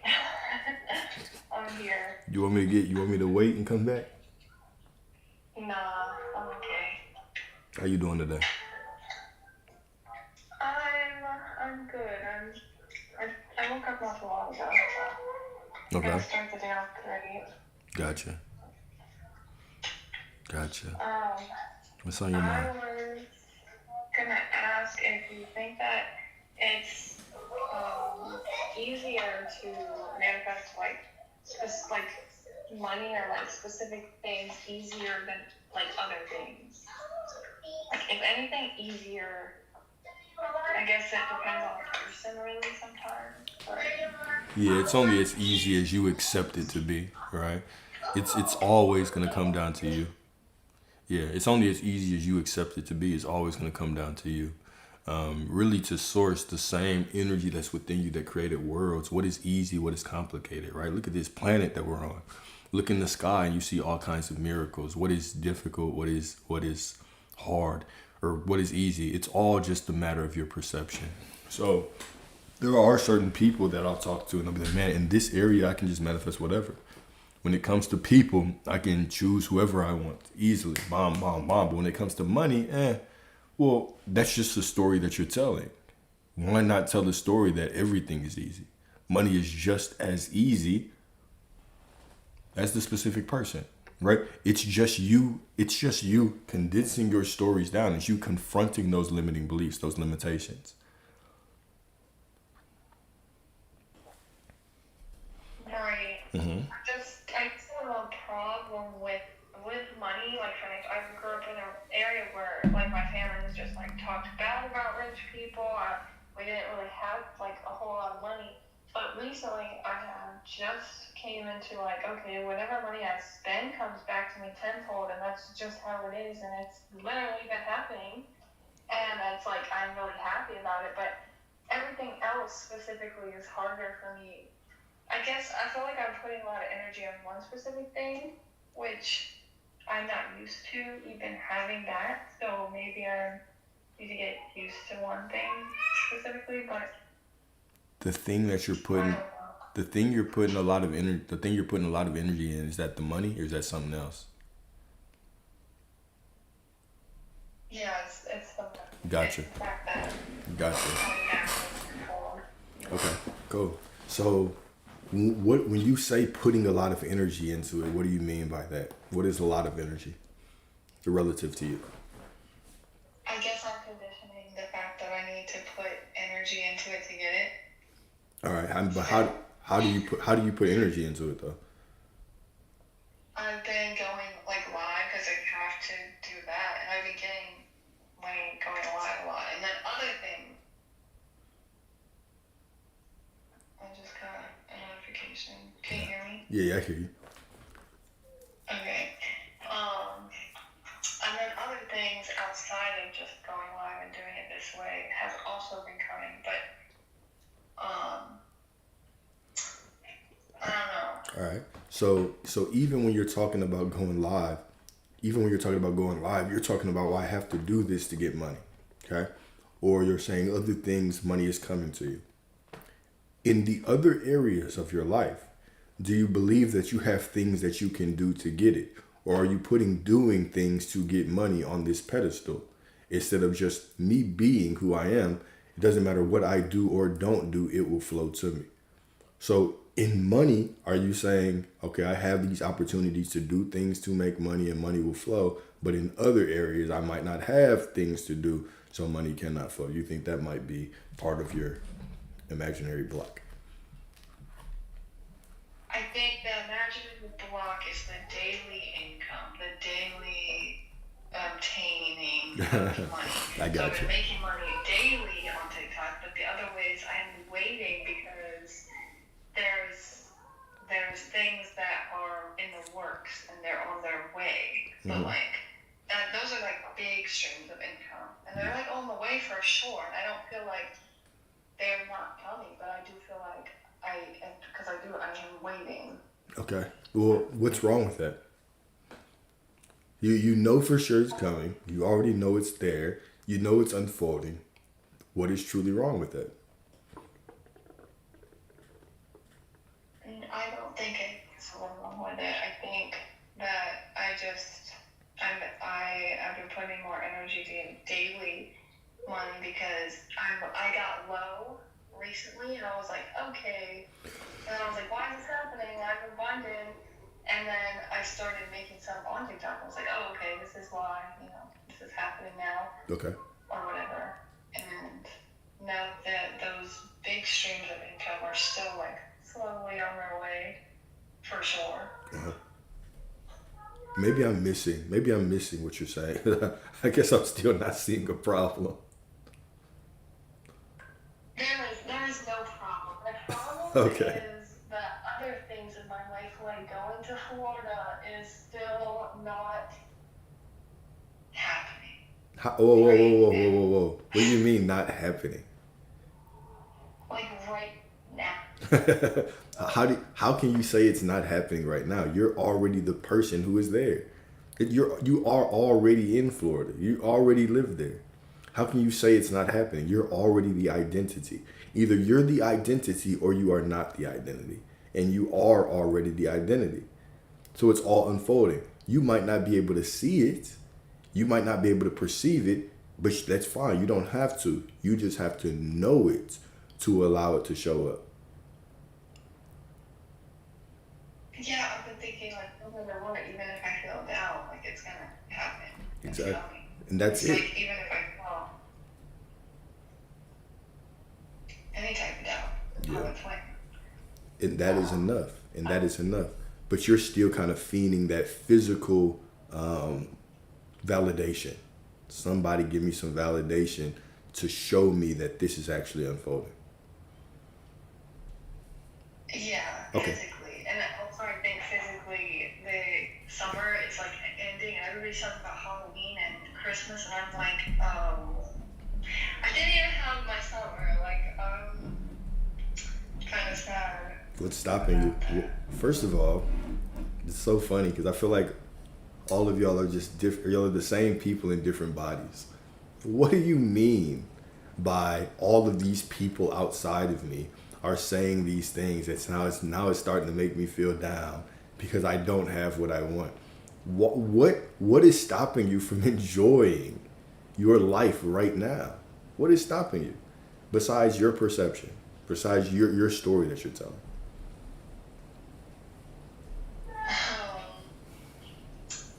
I don't know, like I wanted to be at the beach all summer And- and I tried to get it all summer and was like, oh yeah, I'm gonna be there like all summer basically. But Kelsey, listen to this, Kelsey. Before you go on, listen to this.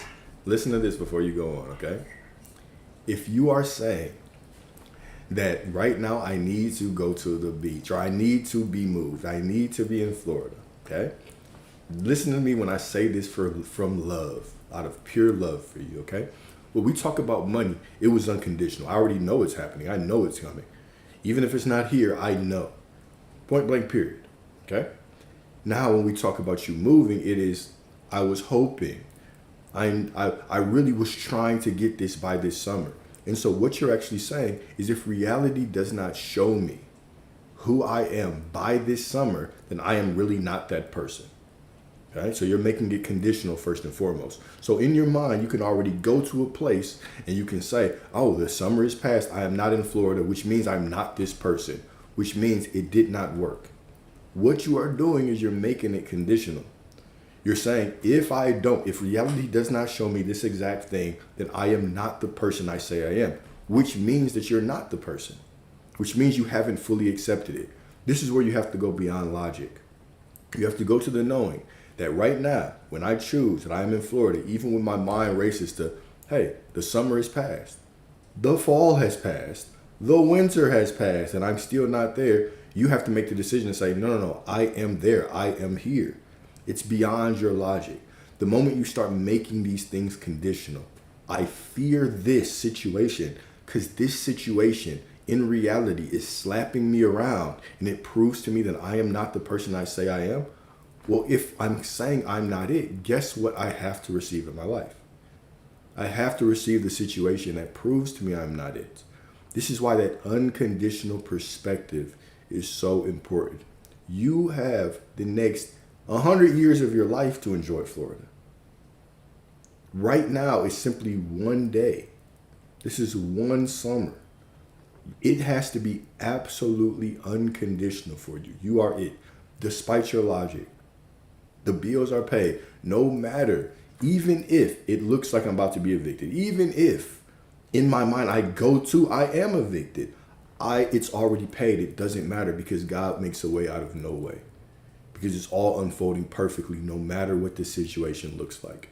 So it's that kind of conviction and that kind of knowing. It's becoming unconditional. Yes, you say it's summer. Yes, you say, I want it by summer.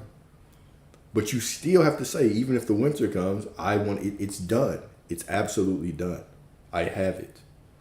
It's beyond the reasoning mind. It's not the same way that you are unconditionally the person that is having this money right now. The way that I can't even talk you out of it, right? Yeah, it's coming. I don't see it, but I already know it's coming. It's working. It's unfolding. Big strings. Perfect. Cool. Go to the same way. Go to the exact same way with your move. I know. It's like that same thing. I just needed to think like that. Yeah. I know. It's not even about trying to think about it, right? It's that acceptance of who you already are, Kelsey, right? You don't have to make things conditional. You just have to make a choice. You are there, point blank, period. Well, what if you don't see it? What if you don't see it by summer? What if you don't see it by fall? What if I don't see it by 2029? I am there right now. Therefore, it can't get to 2029 because I am there right now. It has to be unconditional, no matter what your situation says. Even if the thought is, damn, I am going to be stuck here forever. You say, no, I'm not, because I'm already there. How can I be stuck when I'm already there? It has to be unconditional. It has to go beyond your logic. And you can't be scared to go to those places in your mind and remind yourself of the truth while you are in that spiral. You can't be scared to do that.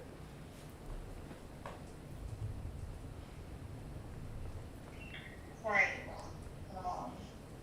So I think like that most of the time, but there be times where I'm just like, oh man, I'm sad that I, because it's almost, like I said, it's ending of summer, and I'm like, oh, thought I might have, had it by now, but that's okay.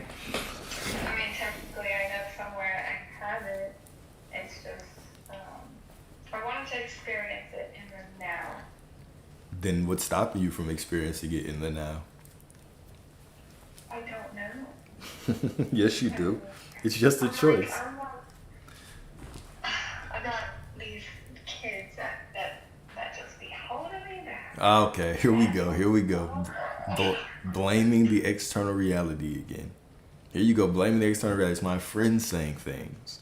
And now it's because it's still the summer. That's saying. And now it's the kids, right? It's always something outside of you. No, it's just you. It's just you. Nobody else has power. It's just you.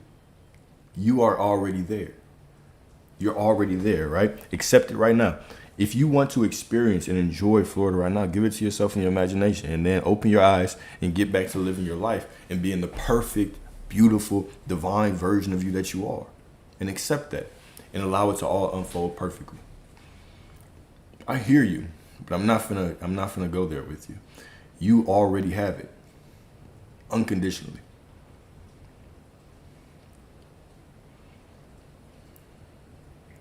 But right. No buts. No buts. Keep it right there. Right. You have it right now.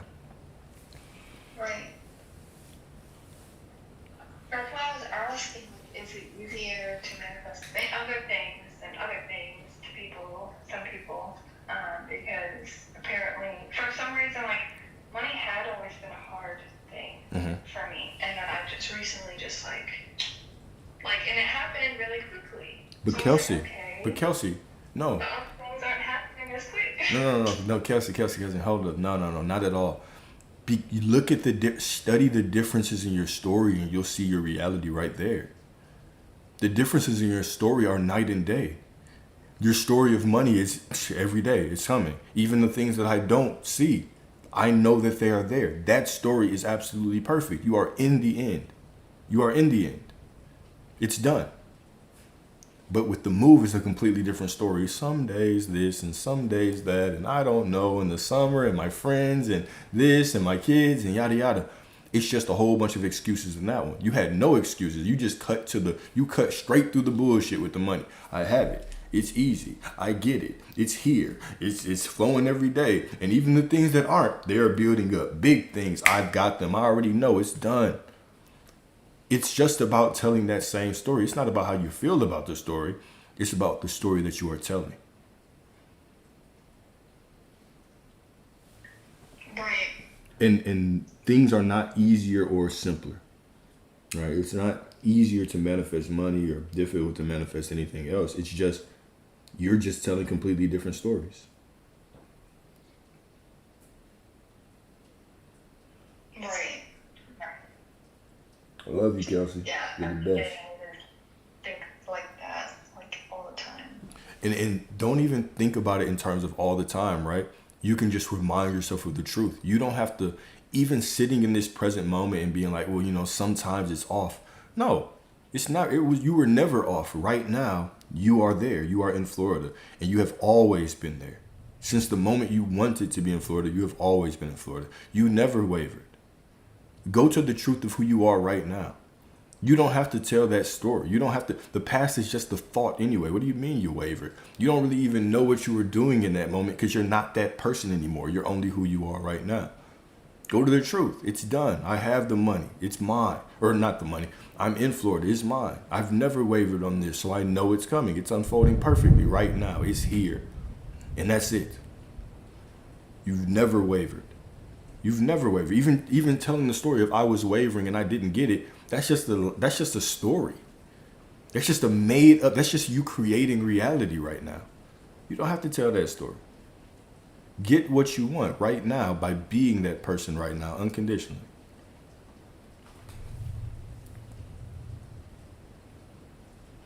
Right. Right. Love you, Kelsey. Wow. You're the best, okay? Thank you. Yeah. I didn't really hear you. I said I love you and you are the best. Everything is already working out for you. It's all unfolding perfectly for you, all right? You are unconditionally loved. Unconditionally supported by source. You just need to commit to that story. Commit to it. The same way you commit to money. Ask yourself day to day, right? Am I telling the same story about the move that I am about money? No matter how it feels, just tell the same story. That's it. Right. Because sometimes I feel like I'm convincing my ego to be like, yeah, like that's like totally gonna happen. Right. And it's like, I don't even have to do that. I just have to be like, even if it seems unreal, it's like, no matter what. Exactly. The ego's always going to fight and claw and try to whisper in your ear sweet nothings. Let it do that. You just remind yourself of who you are. It's not your ego doing the work. It's I am. I am is unmoved by your ego. I am does not care about your ego. It only cares about how you identify yourself. Right. Well, I would like to take this opportunity while I'm in here in front of a bunch of people to say that I have a link in my bio for in a modeling competition. If you want to go vote for me, it'd be really nice. Yeah, y'all go vote for Kelsey. Go vote for Kelsey. All right. I appreciate you, Kelsey. I appreciate you so much. Thank you, man. Everything's already working out, all right? Accept All right, it. yeah, Accept yeah. it. Just accept it. Got you. Cool. I will. I am. Go. Later, man. Bye.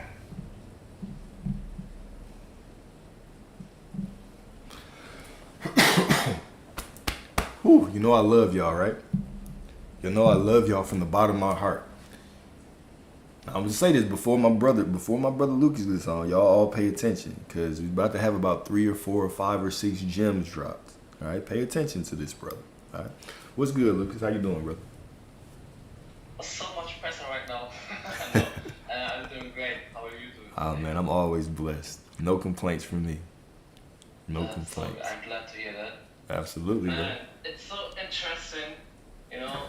I love to observe people how they talk, and you know, it's so interesting how many things that we are using in our days, right? Like a coffee machine or a car that we don't know how it works exactly, right? We Yeah. don't know how exactly a coffee machine works or a car, right? Yeah. But we know how to use it, and that's the important thing, right? Yes. I don't have to study my coffee machine before I use it, right? Yeah. I don't need to do that. I'm not like, oh fuck, before I use it, I have to know everything about it before Yeah. I use it. No, I only have to know, Yeah.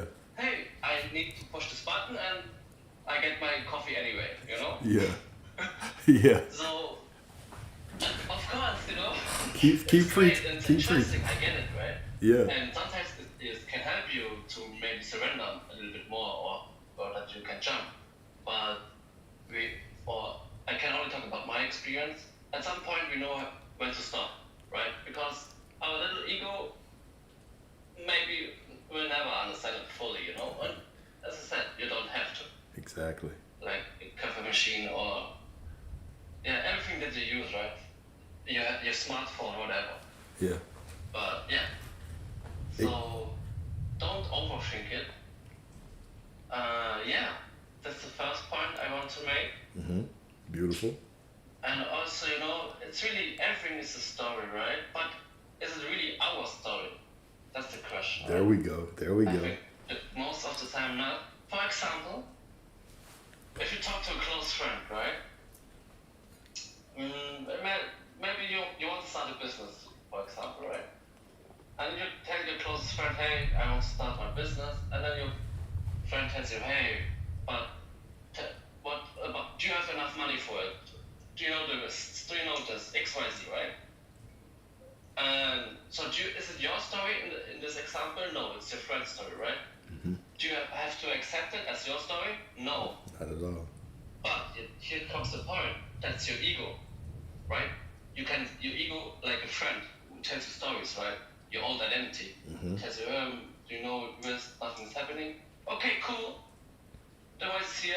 Your friends tell you all these things, but you don't have to buy it as your story. Yeah. But the thing is, we take it as our story most of the time, right?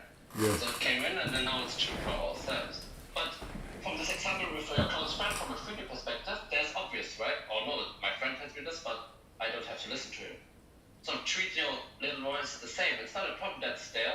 It's only a problem if you buy into it, right? If you're like, of course, it's how it is, right? Mm-hmm. Absolutely. So, yeah. I got a question for you though. Okay, so when we are in that state of finally understanding that all of my thoughts are not me, right? All of my thoughts, I don't have to identify with all of them. What helps you in terms of choosing what you want to identify with and choosing which thoughts and beliefs to simply drop and say, that's an old version of me. That's just the ego. Okay, I can only talk about myself. Of course. I like to be more present about it. With everything, with emotion and thoughts, right? Mm-hmm. For example, I just observe it, right? Without, oh fuck, that's a problem. Just observing it. And then I experience that my mind will get automatically a little bit still, you know? So, like clouds, you know, they come and they pass. And I don't entertain them. They're there, I know them, but that's not a problem anymore, right? Yeah. Or I pay attention to my breath or how my fingertips feel. So, you know, body awareness, right? Yeah. Come back to present with my body, or just observing the outside without framing, right? So, yeah, I make it more about being present with thoughts and emotions. For example, emotions, right? Okay, they're there, but I don't have to tell a story about it, right? Oh, this means this, now I'm messed, or no, because of this I'm feeling this. No, you can just being present with your emotions also, right? Feel the tension in your chest. Just feel it, observe it, right? And then you will notice a shift automatically sometimes, right? Because it's not a problem that they're there, it's only your story that you're telling, right? Yes. Yes. So, yeah. So I like that, right? Because that's always what I recommend as well. One of the things that I started doing a while back was if I had thoughts, I would just say the thought. I would just repeat it out loud, and I would say it, and I would realize after a while it's like, hold up. So, just by me acknowledging that I'm having this thought, it simply goes away. I don't have to judge it. I don't have to say whether it's right or wrong. But just me speaking it over and over again, right? It allows myself to just go silent, right? It's just a thought. It's just a perfect part of me. So it was just another technique that I used to think of. But I like exactly what you said, man. You don't have to identify with these things. Where is your awareness? Can you place your awareness in your body? Even if you're in a situation where people are disagreeing with you, or people are saying you can't do this, right? The same way that you have to be present with your own thoughts, with your own emotions, and then just be conscious enough to say, I don't have to tell a story. I don't have to accept this. I can still hear it, but I don't have to accept it. Is the same way that you can be that way with other people in your life, whether it's a parent, whether it's a friend, whether it's somebody that you're doing business with. You don't have to ingest every single story. You don't have to identify with them. Yeah, man. Beautiful. Like, if you like with the example of your friend, right? If you want to make a business, it's the same. But there you're most of the time confident. But treat it the same way with your ego, your voice, right? Yeah. You know, it doesn't matter what you think or what the circumstances are. The truth is, you peace again of being still and know, right? Mm-hmm. The opportunity is there every time. It's your choice to remember it, right? To being present with everything. And yeah, that's such a great thing. You know, Absolutely. you never got that sense, you know, how, you know, you refuse to believe it part. You're already the person you desire to be, but Yeah. the reason you don't see this is because you refuse to believe it, right? Yes. Yes. So what does it mean, right? Desire is to have, right? At the moment we have desire, it's fulfilled. Creation is finished, right? You Yes. don't have to create something, only to choose. Creation is finished, right? So if you have a desire, it means it's done. You're already a perfect match. But now we're creating our own separation, right? Yeah. Why we can't have this, right? I have to do this first. I have to fix this first. Oh no, because of this happened, or blah blah blah, right? We create our own separations, and you can see it like this. Maybe we all know the situations. If you want to give a friend or a little kid a present, right? You're so happy, you're so excited, you're looking forward to open and see how the kid shines and is happy about your gift, right? And it's like source with your desires, right? So source want to give you this desires or Yeah. your desire. This is why you have it. But imagine you want to give this present this little kid, and now this kid is arguing with you. No, I can't open it. I have to do this first. I have to alive first. I have blah blah blah blah, right? And you would be like, what the fuck? Just open it. This is for you. You're already perfect. Otherwise, I wouldn't give it to you in the first place, right? Yeah. Yeah. I'm gonna start using that example. Now that's perfect, man. I'll give you credit for the example. That's absolutely perfect, right? We sit and we just argue for our limitations. We're like, oh no, I can't have it yet. I'm just not in this vibration. I don't feel good right now. Something else is going on, bro. That's that's such a good example. Yeah. You know, you would be like, what the fuck? So, and it's like, yeah. Yeah. That's beautiful. It's a game, I guess. And we have to remember, really, we take so much pressure on ourselves, right, to try to be perfect or to do it perfect, right? Mm-hmm. And that's the way we create our own inspiration, because the truth is we are already perfect, right? Yes. So, and you know, I saw a social experience back in the days about how people can be influenced easy, right? Yeah. Like, for example, there are 2 people in a room, and nine people are actors, and one member people from the street. And maybe, for example, there's the color blue, and everyone says it's red. Yeah. And there's some people that say it's blue, and some people say, okay, maybe it's red. Yeah. But the fact is, it's blue, right? Yeah. So they're influenced by the outside from others' opinions, and we have to relearn it, right? Mm-hmm. Because the only truth that counts is your truth, not Yes. what this nine other actors said, right? Yes. Because that's how it really is. Everyone is an actor, and you choose the roles, right? Infinite, right? Yeah, bro. I already knew when you came up here, you're gonna start dropping them gems, man. Keep going. You're absolutely right. We are all actors. Everybody in your reality is simply an actor acting out the script that you give them. With the moment that we start following the actors, we're not being true to ourselves. We deny ourselves the fulfillment of our desires, well, in this physical reality, right? So it's always about, just like you said, man, being true to yourself. The world can say whatever. The circumstance can be whatever. Your emotion can tell you whatever. Hell, even your thoughts can say whatever. But who are you behind all of that? What do you choose to be in this moment? Yes, man. Yeah. Yes. Yeah. Who are you being when it happens? Not Exactly. that it happened. When it happens. Exactly. Who are you? You know? And really, I want to say it again, because it's so important, because this maybe the biggest trap is our emotion, our thoughts, the story, the old story. Mm-hmm. But if it's still telling the story, it's not the old story, it's a clone story. Who fears? Who doubts? Who won't believe? Don't believe? Who doesn't? Right. My answer is, it's your ego, your logical part, right? Yeah. And it's not a problem. Of course, it's a part of you, but it's not truly you, Yeah. right? So let the ego fear, doubt. Hey, it's his job. It's cool.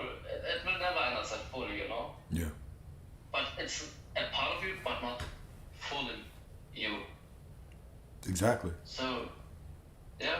Exactly. I say it's still a perfect part of you. It's still a part of you that you can honor and listen to without identifying with, right? But getting your ego on board just leads to frustration. Trying to convince that part of you that's job is just to keep you safe by paying attention to old patterns. Trying to silence that, I mean, that's a very frustrating thing. Let it do whatever. Let it complain, let it bitch, let it whine, let it scream, let it kick, let it claw, and you still remain the I am behind all of it, right? Simple. Very simple. Yeah. Very simple. That's the biggest thing we have to, quote unquote, learn or remember, right? Yeah. Disidentification from it. Because, as I said, you can, I don't know, you can tell me Christian or whatever, but I'm still Lucas, I don't have to argue or affirm for it. Yeah, Also, exactly. you don't affirm, of course, it can be a great recognition or remembrance, right? Mhm. If you do it from the sake of knowing from it's who I already am, it's not trying to become, it's the truth, right? Mhm. So, you can choose or manifest a reality where you try to manifest, or where you already are this person, right? Yeah. So be careful, right? Be aware of it. Agreed, right? Yeah. Trying to visualize to get something, trying to affirm to get something, it's just me affirming myself trying to get something. So I'm creating more of a reality where I'm trying to get something. You're creating more of a path to go down instead of knowing who you are in this moment, doing all these things from remembrance. Yes, man. Beautiful. And really, Beautiful. I guess you can ask yourself one question every time. How I want to experience this situation, right? Because as it is just an experience. So now you have two options. You can complain, right? Oh no, nothing is happening, everything is against me, blah blah blah blah blah. But then you create more suffering for yourself, right? It's unnecessary, if Yes. you're honest. Yes. Or you can just observe it, feel it, the emotions, the thoughts that come in, and see it as your perfect unfolding, right? Mm-hmm. Because then it has to be, and it ends like this. We're so limited. We don't see 1% or whatever of reality, right? Yeah. We don't know what will happen, quote unquote, tomorrow. Maybe it shifts instantly. But if you're complaining, then you change maybe the direction if you're identifying it. Right? Yeah, absolutely. Absolutely agreed, man. You always have a choice of who do I want to be in this situation. And I can choose. I can choose to be present. And I like how you always talk about presence, because your presence, the present moment, is where all of your power is. When you bring yourself back to the present moment, everything is good right now. Everything is perfect right now. Right? I can choose whatever I want, however I want to see the experience right now. I can become whoever I want to become right now. And that is the mirror. This is who reality is trying to mirror, is me. That's not even trying. This is who reality is mirroring, is who I am being in this moment as I'm going through everything that is presenting itself to me in my life. Yes, Wonderful. yeah, beautiful. Beautiful. Yeah, I guess I have brought guideline for myself, I guess. I don't know. Yeah, for sure. But the first thing, I want to be present as often as I can, right? So if I'm present, great. If I'm not present, then I proceed in my favor. Yeah. So that's the two things. It's all in our favor. It goes back to the perfection of us. Everything about me, everything that I experience, everything that I feel and think, it is perfect, right? It simply is the perfect unfolding of me. Such a paradox, man. Yeah, really. There also, it's paraphrasing, the section in Bible where Jesus talks about, but who do you say that I am, right? Yeah. The To his disciples disciples. you're this, you're XYZ, but then no, but who do you say that I am, right? Yeah. It's like a metaphor, like Jesus is your I am awareness, right? Yeah. Right. But who do you choose to be, Right. It doesn't matter what XYZ said or what happens, right? Mm-hmm. Yeah. And who told you that? It's also a great scripture part. Who told you Exactly. that you're naked, right? Who told you that shit, that nothing's happening,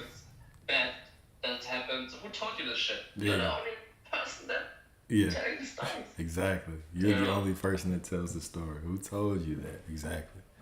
He said, such a told you powerful that question. Such a powerful question. But who do you say that I am? Who are you? Who do you say that you are, right? And who told you? Those are such powerful questions because it just cuts through the illusion. It gets right to the core of what it is, right? It doesn't matter what you've seen, what you've heard.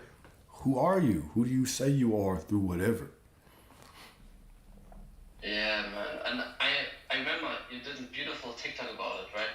Your identity. Are you basing your identity on who do you say that you are, or on the outside circumstance? Like, oh no, nothing. No, I have to change. I did something wrong. I have to change. I have to figure out, right? Yeah. Then you're basing your identity on the outside. But you have to base your identity on your choice, on your decision. It's already done, so it doesn't matter, you know? Yeah. It's done. I am that I am no matter what. I love this sentence. Yeah. Because what does it mean? I am that I am no matter what means no matter what. Yeah. So no matter what thoughts come in, no matter what feelings come in, no matter what circumstance, Yeah. I am that I am, no matter what. Facts. Period, you know? Yeah. Yeah. I am that I am, no Yeah. matter what, man. No matter what. I love it. And the last thing I want to mention, because you said it's always a choice, it's always a choice, because I noticed it about myself, you know. For example, this TikTok live stream here, right? Mm-hmm. No, back in the days, I was identified as a shy person, right? Yeah. But I had also this open-minded identity simultaneously. But now, you know, English is not my first language, and I don't speak it here. So I feel a little bit nervous. I'm like, should I do it, should I not, right? But it's always a choice. Choice. I don't give a fuck. I feel this emotions. I feel that my body feels nervous with it. But my decision was, I will go in and talk. I don't care. Yeah. It was a decision. It's always a decision. Even if my thoughts were different and my feelings were, I'm a little bit nervous. I don't know. But at the end of the day, it was my choice, and now I'm here, you know. Exactly. And hey, nothing bad happens, right? I'm still Right. whole and complete. I'm still, you know, perfect. Nothing Exactly. changed, you know. Exactly. Exactly. It's just in a moment of expansion, right? Confronting yourself. It's just that we're always in these moments of expansion because of our infinite nature. It doesn't add or subtract from the perfection that we already are, but we still have these choices that we can make. Agreed, man. Yes, Beautiful. man. Beautiful. And I appreciate you for sure for jumping out here, man. You always come up here and drop some bars, drop some jewels for everybody. So I appreciate that. Thank you. I appreciate it too. That's not me. It's my am. Absolutely. You know, For sure. the really last thing I want to mention, you know, really because I said it, we are whole and complete perfect already, right? Mm-hmm. And if you really can experience the stillness, just being present the most of the time, or even sometimes, Yeah. then you know that you're whole and complete. You don't have to affirm for it. You don't have to convince yourself. You feel complete, whole, perfect, and loved without doing anything. Just being you, without the voice in your head, like blah, blah, blah, blah. Then you know. It's not like I try to know, you know. If you're still unpresent, then you don't affirm for that you're whole and complete, because it's an illusion. It's an illusion that you're not, right? Yeah. You refuse to believe it part. Yeah. So yeah. Yeah. You don't have to become what you already are, right? But you're so much who you are that you can pretend to be something else and create that. But you are already everything you desire to be. It's beyond knowing. It's beyond trying. It's beyond any striving. Completely agree. Yeah. Imagine you don't have to fight for love or for money. But love is a big topic. You don't have to fight for love. You don't have to earn love. Imagine how crazy it will be. And the truth is, it's the truth. It's the reality, right? Yeah. 100%. 100%. You just are. You just are. Yeah. So the main message: don't believe your little voice, you know, because the ego is so stupid, you know. Sometimes it says you should do this, but from the instead of leg, or right? Yeah. And then you did it, and then your ego says, man, it's your fault, you're so stupid, blah blah blah. Right. But it was your ego fault, So it's so crazy stupid sometimes. Yeah. Yeah. If you really think about it and yeah, remember it, For Says, sure. do this, then you did it, and it's your fault, this was stupid. Yeah. Fine. Yeah. So don't take it so seriously, Beautiful. Of course, sometimes it feels challenging, but it's not a problem. Yeah. Only if you imagine a problem. Absolutely. It's all just an illusion. Yes. Perfect. An Man. illusion, I want to point it out, because we hear it often, illusion, it's not real. But I would say it's real. It's a real experience, but it's not what it seems like. Yeah. Exactly. Exactly. It's a real experience to you, but reality is never as it seems. Right? It's always as you are. Yeah. 100%. Yeah, but really there are thousand examples of it, Imagine, SP is a big topic, right? Mm-hmm. You message them and you don't get a reply. And then you ask a friend, then one friend says, oh, they cheat on you, they did this. And then other friend says, hey, chill, maybe they're enjoying their time with their friends, with their family, right? So, the fact is, the only truth that counts is your truth. Yeah.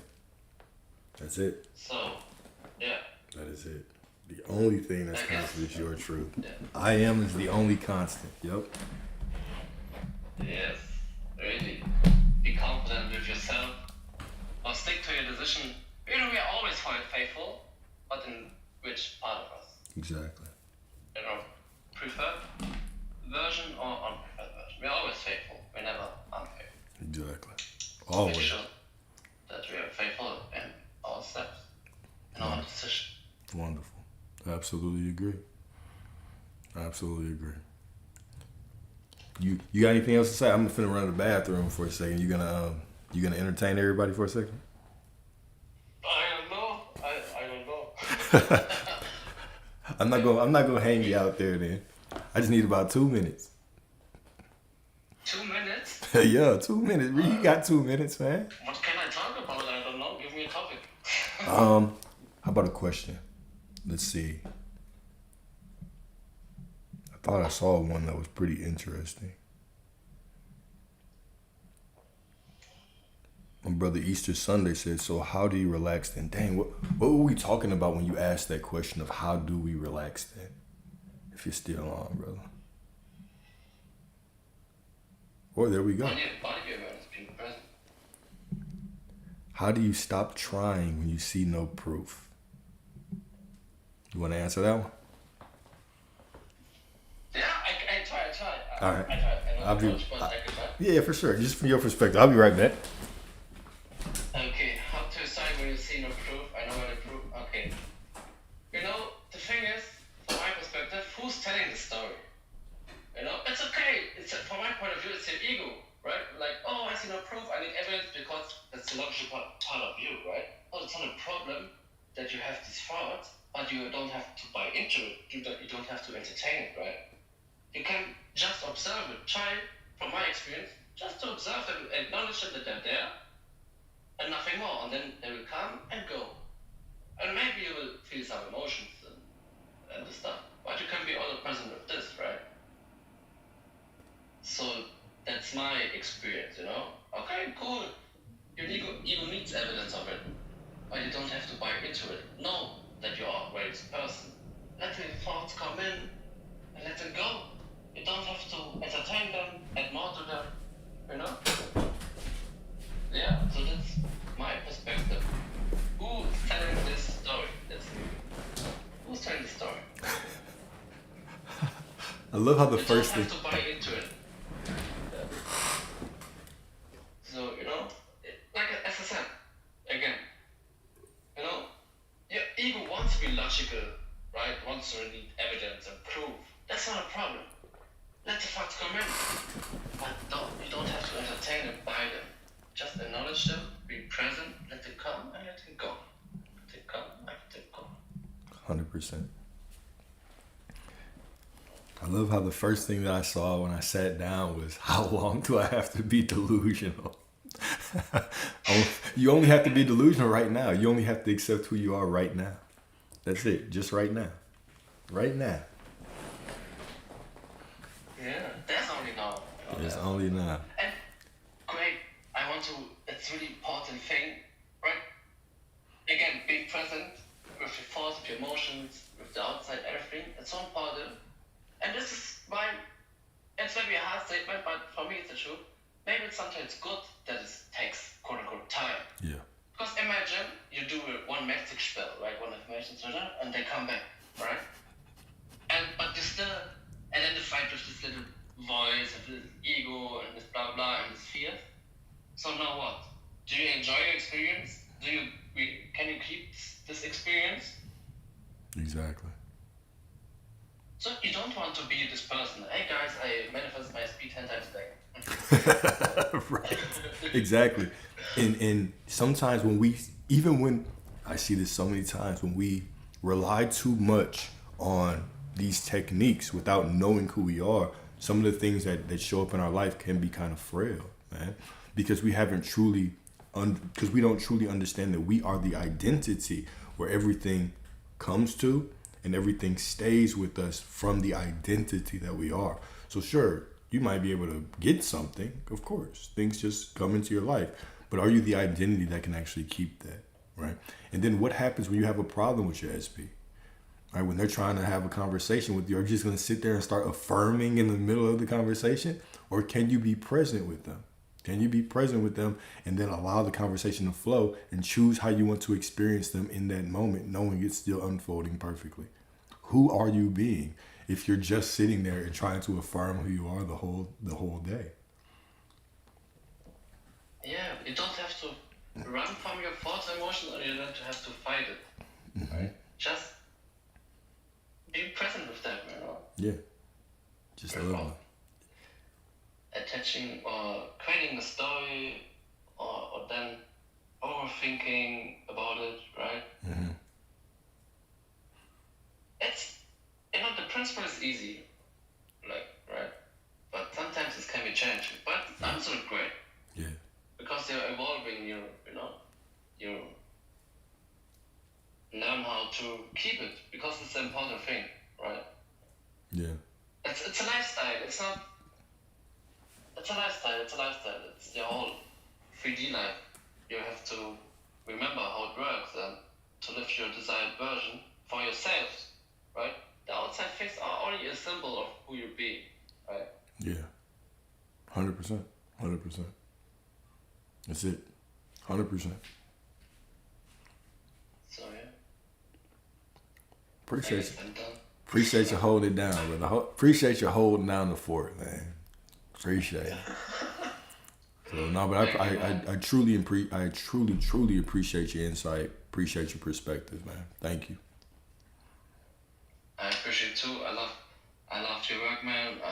Keep going, and guys, I believe in you. I assume the best for you, and you will do it.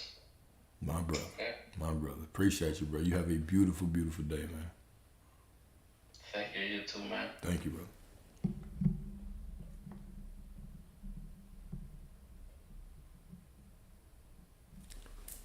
Beautiful. Beautiful. All right, who's the next tribute? Who's the next tribute? Alyssa. Hi. What's up? How are you? I'm always blessed. How you doing? Can you hear me? I hear you perfectly. Okay, cool. Okay. I know we've had I probably talked to you maybe twice on here now, right? Or 3 times? Okay. Yeah. Maybe twice. But basically, I feel I'm pretty aware, I understand what I need to do, and I need to make a decision. It's a choice, and it's the identity behind it. I'm definitely overflowing with information. But I also feel I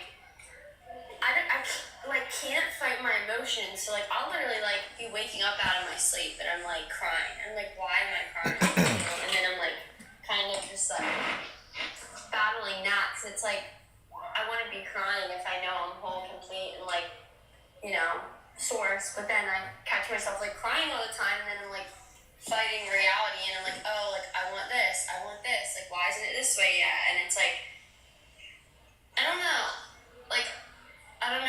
just give up manifestation for a little bit and just like be, or I don't know. But I definitely feel like I haven't.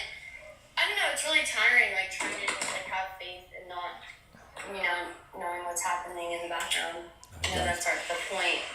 But also, I'm just like, I don't know. I'm sick of crying all the time, and I'm like never gonna be this young again. I feel like I'm wasting my youth. And I'm sad. Why are you laughing? Like I'm sad all the time. Because Terrible. I still see you as perfect through it all. That's why I'm laughing.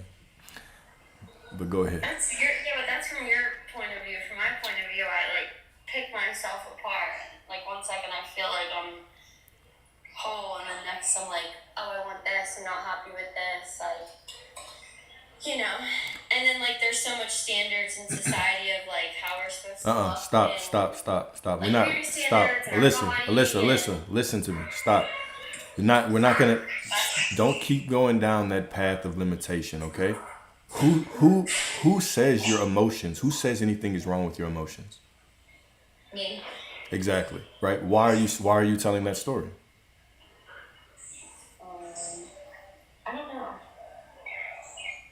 All right, I'm about to go in for a little bit. Hit mute real quick while I'm talking so everybody can hear me. Wait, I want. All right. So, hear this, y'all. When you really start to study your story, you will see exactly what is going on. By me saying that I've been trying to change reality, you can't change reality. By me saying I've been trying to stay having faith, what does that even mean? Whenever I hear that, I already know that you're trying to brute force your way to change reality. You're looking at the external reality and you're saying, it's not perfect. It needs to be something else. So I'm going to affirm for it to be different. I'm going to visualize for it to be different. I'm going to do state akin to sleep like it's my second job until everything is changing. Okay? So that's not love, y'all. When you're doing that for a person, that is not loving them. That is purely lack of them. All right. And now when we do that for too long, what happens is we go to the opposite extreme. What's the opposite extreme? Maybe I should give up. But you don't really mean that. It's a desperate cling at another technique because deep down, you don't want to give it up. You've already chosen it. Okay. So it's like we're swinging through these extremes. On one extreme, we're trying to change a reality that is already perfect. And then on the other hand, we're trying to give up because reality isn't perfect. All right. What is this saying? Where is my focus? Is my focus on me? Is my focus on loving me and showing up for me and knowing that I am fulfillment? Or is my focus purely on everything out there? If something shows me something out there, then I will be happy. Then I can have what I want. Even if, think about this, y'all. Even if that person came to you right now while you were in that state of being, who would you be to them? Who would you be to them? You would still be sitting around tripping about every conversation that y'all have. Hopefully this person doesn't leave. Who would you be through it? Would you even be good for them? This is why I'll constantly tell you, okay? And this is going to be a very triggering question. This is going to be a very triggering question, but it's meant to expand your mind. And when I say it, I'm going to pause. Why do you want someone who doesn't want you? Listen to what I'm saying.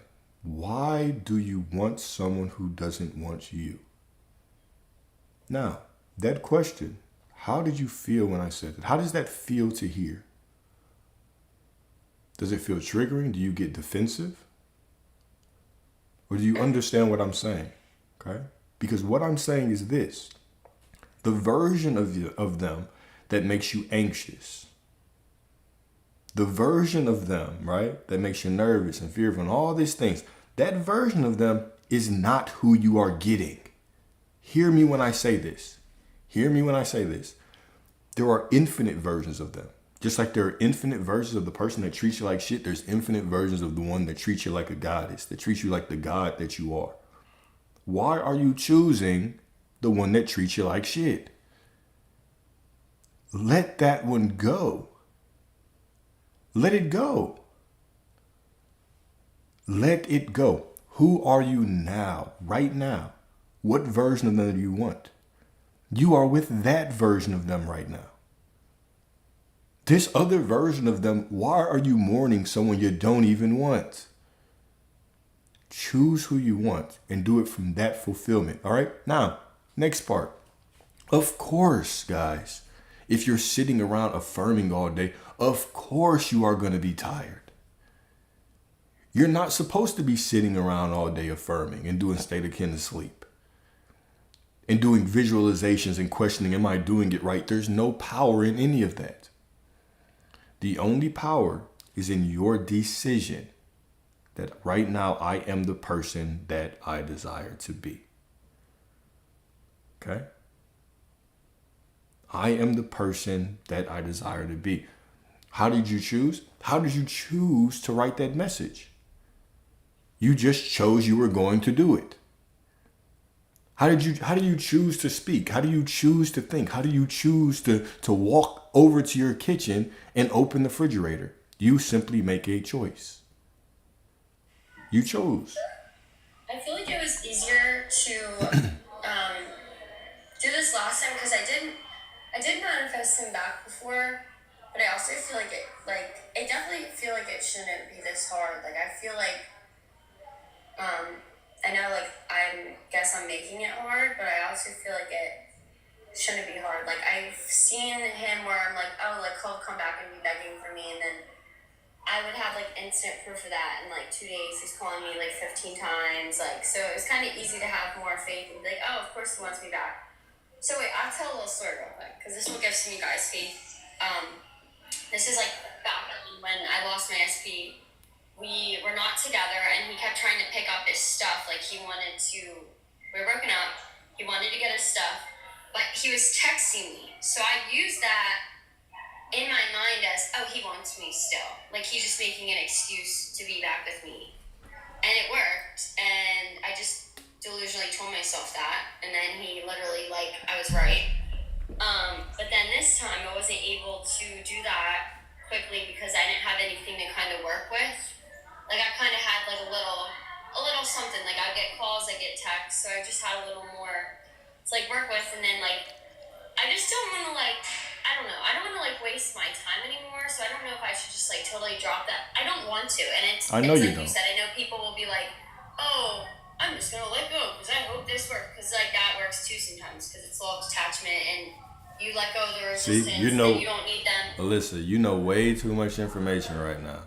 You know way too much information, and you're using your information as a cop-out of you just making a choice. I hear what you're saying. I hear it, all right?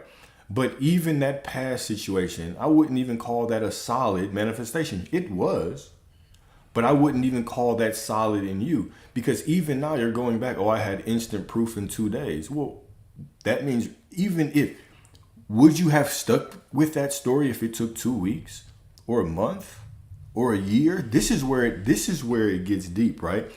You have to be that person without proof. And then the proof shows up. Then well, that's like kind of, it was really bad. Like we were arguing, we were fighting on the phone all the time. And I just kept going back to my end of like, no, you love me, you agree with me. And then it was like a lot of arguing. And then he wrote me like a love letter goodbye, and I still didn't care. And I was like, no, like, this is who I am, and this is the type of person I am. And then it like showed up, and I kept persisting. But I definitely do know a lot of information, but I also like, I don't know, I feel like I'm just wasting my time. Like I feel like I'd rather be like putting this into like my dreams instead of a person. Okay. Because I just feel like it's just not making me a fun person to be around. Like I'm not fun to my friends and my family. Like I don't even like being around myself right now because I'm just like miserable. Like I'm just like, oh, he's not here. I'm not happy. I know that's pathetic, but I also would have had like a family with him. That's kind of what we were planning together. So Alyssa, then why don't you do that? Then why don't you do that? If you believe, all right, if you like the story that you just told. Every time we have a conversation, I'm going to say this with love, but I'm not going to say it softly. Every time we have a conversation, you tell me exactly who you are. You speak exactly, you say exactly who you are over and over and over again, and you expect reality to be different than who you are, but it can't. It can't. Who are you? When you made that choice back in the day that this person was going to come back, they did. Who were you then? Now, you can sit here and you can use all these excuses. Well, I just feel this way and I'm sad and yada, yada, yada. You are still making a choice not to, you are constantly making a choice not to have this person. You're constantly making a choice to look at the external world and judge who you are based on what you see. Even back in the day, if it didn't show up in 2 days, based on what I see right now, I don't think you would have gotten it back. It just so happened that it showed up quickly for you right there because you had 2 days of being solid and it showed up. But who are you now? Well, the thing is, it was okay, so we were broken up, but he was trying to pick up his stuff. So it was 2 days, him trying to pick up his stuff. And then I was like, okay, if I go ghost on this kid, you're missing my he's point. probably gonna want me back. So I just did a defense mechanism. And I went ghost mode on him, and he still just wanted to pick up his stuff, so I just ignored him. So I was persistent, even though he wasn't trying to get back with me. He literally texted me, "I don't want to get back with you. We're not getting back together. Please just answer me about my stuff." And I just didn't answer him, and we ended up getting back together. So it was it wasn't like roses. It was terrible. We were fighting, screaming at each other. I still got what I wanted, but I also was way more confident in myself. I knew my worth, I knew my value, and I've been hard to see that now. I have moments where I'm oh, okay, I'm God's child, But listen. then I'm oh, I need to lose more weight, or I need to do this, and that's not love. That's not unconditional love, and I know that. I'm aware. Alyssa. And I know that's a trap of what we've been taught our whole life. Alyssa, I'm aware of these things. I just don't know how to fix it. Alyssa, hold up. Listen up, all right? You didn't manifest him before. You simply did things to manipulate reality, and he just so happened to come back, right? That is not manifesting. Manifesting is you making the choice that you have what you have no matter what, whether you do something or whether you don't do something. Whether you go call him, whether you sit your ass down, you have it because right now you make the decision of who you are and then you allow reality to unfold around you. That was not manifestation. That wasn't. That was you manipulating the situation to get something out of it. That was it. All right? So from this point forward, I need you to clear your mind of what you've known. Okay? You're only going to get who you're being. So I want to ask you some questions and I want you to tell me, are you being the person that has it or the person that doesn't? All right? Me sitting around and saying, man, look, I know I want this person and I'm trying to have faith, but it hasn't shown up in X amount of time. Does that make me the person that has it or the person that doesn't have it? And why? I'm really feel confident having been the person that has him, but how do I still choose to be the person that has him when I'm crying and we're not talking and it's go in your imagination, but that also makes me feel crazy because I'm not where my eyes are. Give me an example of how you go in your imagination. You say how I go about my day or my manifestation? Your imagination. Give me a. Oh, my imagination. Yeah, give me an example of what you mean by that. So sometimes I'll today, I woke up literally as soon as I opened my eyes and crying. So everyone keeps asking me why do I place so much value in another person. I don't try to place my value in another person. It's okay. I feel it's that okay. Two people should be whole on their own and then they should come together and they shouldn't. I don't think that. Hold up, Alyssa. Ignore the comments. Stay right here with me. Stay right here with me. I need it. I just want to explain, because you don't have to explain it. You don't have to explain it. What is the example of you giving yourself? What is the example of you giving yourself what you want? Or in the midst of your sadness, you returning to the knowing that I have it and granting it to myself. Sometimes I'll walk around a lot and just pretend he's my boyfriend. He's just with his family right now, or I don't know, I'll be at dinner and I'll pretend he's with me, or I'll be going to bed and I'll feel that he's there actually, not pretending. I'll literally try to cultivate the feelings that I literally have him and boom, here we go. That's all it. That's it right there. Okay, hit mute real quick so everybody can hear this. And so I can hear my damn self. God damn, girl, you in a party right now? People twerking in the background. Are you? Good. All right. So right now, you are not doing anything for him out of the love for him. You are not falling in love right now with the version of him that you want. You are simply looking at reality and it's giving you something that you don't want, and you are suppressing it. You're running from it, which is really you're participating. You're saying, if reality does not show me what I want, then I am not the person I say I am. That is pure lack, right? So you're not doing it for the love of the game. You're not doing it to be the person you desire to be. You're doing it in spite of reality. Right? Reality is showing you something and you're like, oh no, I have to go into my imagination and I have to do these things to escape from reality. The version of him that doesn't want you, that version of him is stuck in that reality. Do you want to stay stuck in that reality with him? Rhetorical question. I know you don't. You want to be with the version of him that treats you well. Now, in order for you to grant that to yourself, right? In order to grant that to yourself, right? Ignore the comments. Pay attention to me. In order for you to grant that to yourself, because I'm saying this with pure love, for you to grant that to yourself, you have to remember who you are. Okay? You are a divine being. You don't have to try to be a divine being. You just are. Whether you feel like it or not, it is just you. Because you breathe, you can have what you want. Now, how you grant yourself this is I want you. Okay, right now I want you. We're gonna play. Let's have this exercise with each other. Okay, we're gonna make a decision right now of who you are, and we're gonna move forward from this choice. All right. Right now, we're not talking about specifically your SP. Okay, we're not talking about your specific SP. How does the world treat you? How do men treat you? Do you want like what I've been experiencing, or do you want me to make a new decision? No. What you're experiencing does not matter. Right? Hear what I'm saying. You have to listen to what I'm saying, okay? You continuously base how you are on what the external world is showing you. You're continuously saying, it hasn't shown me this, so it worked. It doesn't work. It hasn't shown me this, so now I am this person and I'm frustrated. Well, in the past, it showed me in 2 days immediately, so that's how I knew it would work. You're constantly basing who you are on the external world, when the external world is just following you. So forget the external world. Fuck the external world. Let it go right now. All the versions of him that you don't want, let it go. Drop it with love. You don't have to fight it away. Just allow it to be who it is right now. Okay? Now we're going to go to who you are right now. Moving forward, how do men treat you? Not based on your past, based on what you want, the desire that God has given you.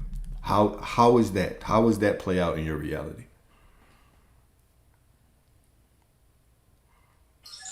I would say I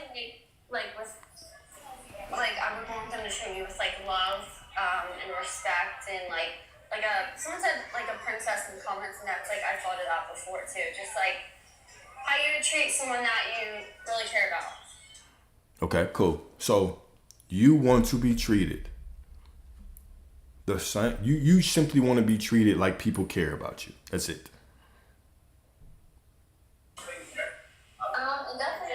Definitely like I know one time you said like spoiled too, like I don't know, like someone that is just like taken care of, like how.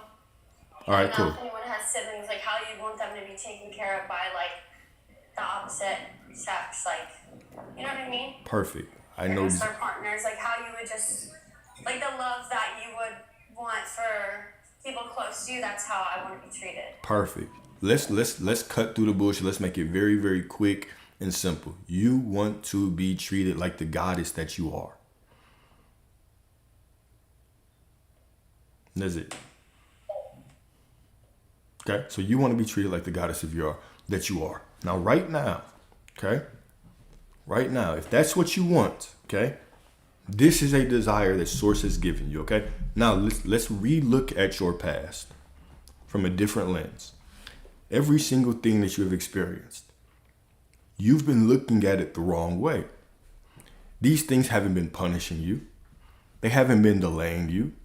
They haven't been trying to make you sad. They have been trying to get you to choose what you actually want. Even you saying, oh, I manifested him, but it was horrible. We were arguing the whole time. Do you understand that that was simply a choice? That was simply pushing you to make a choice of what you want. Anytime you speak of what you don't want, what it really is, it is pushing you. It's pushing you to make a choice on what you do, of what you actually want, right? And no, it's not about self-love, y'all. Hear me, right? Because I hear y'all in the comments. Hear me. This is not about self-love. What is self-love? You are love. You are source. It is not about becoming some more self-love. It's not about doing these things to make yourself love yourself. You are love. It is about how you choose to see yourself right now. When we start saying things like self-love, what we're doing is we're creating a person that we are right now. We're saying in the future, after self-love, then I will be worthy. You already are. We're not going through time to get what we want. We are accepting that we are God right now. Right now. Okay? Right now. There is no separation between who you are right now and who you want to be. The only thing that is keeping you from getting the things that you want is you absolutely refuse. You refuse to accept that you are that person right now. You are that person right now. You are pure love, pure awareness, pure divinity, pure prosperity, right? Pure prosperity. You don't have to fix shit. There's nothing to fix. You are perfect. You are whole. It's just, thank you. Thank you. It's the radical acceptance that you are love right now. No matter what you feel, I am love. No matter what you think, I am love. No matter what the circumstances look like, I am love. It's going back to that radical acceptance right now. So right now, goddess, right now, Alyssa, you are a goddess, all right? The world treats you like a goddess, right? You're not bypassing shit. You're going to the truth of who you are. This is not bypassing. You're going to the truth of who you are. You do not need to work through time to be who you already are. How can you be what you are? How can you become what you were already born as? Your breath, you breathing is proof of your worthiness. It's proof of your love. Your heart beating is proof of your love, proof of your worthiness. Accept it. Accept it. Okay? Right now, accept it. Okay? So right now, you are a goddess. This is how men treat you. So right now, your job, okay? If it feels good in the moment when you say that you are a goddess and everybody treats you like a goddess, if it feels good, perfect. Enjoy it. Enjoy it. If it doesn't feel good, if it feels off, guess what? It doesn't matter. It does not matter. You still tell the same story. Now, this is how I want you to deal with your feelings. Okay? You are no longer going to run from your feelings.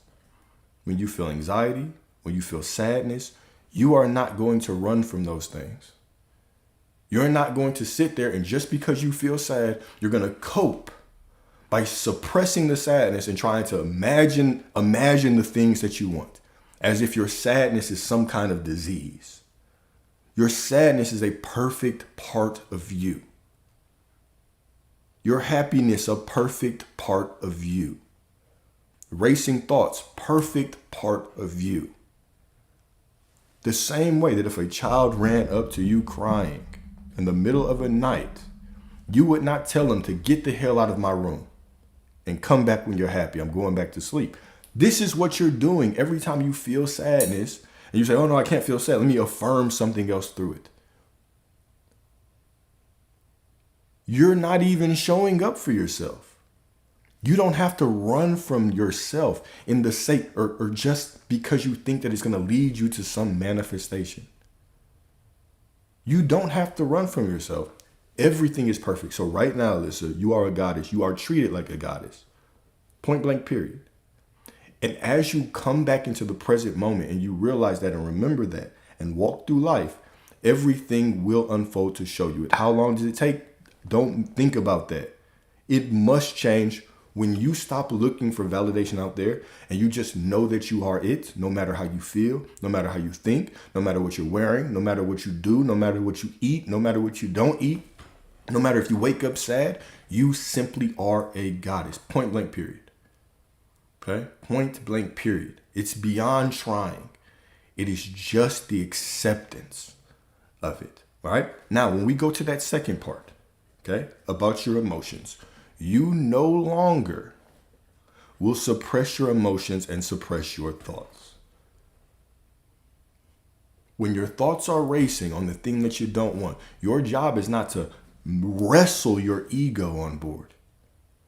Your job is to remind myself that even these thoughts are perfectly leading me to the ability to remember that no, that was an old version of me. Now I'm a goddess and this is how I'm treated. Boom. And when you feel sadness, guess what? This is a perfect part of me trying to get intimacy with myself.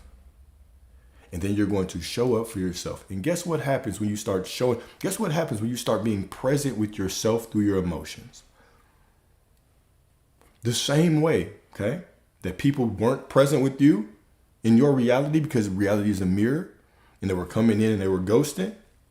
It's the same way that when you stop judging your feelings as good and bad, right or wrong, okay, and you start loving yourself through them all,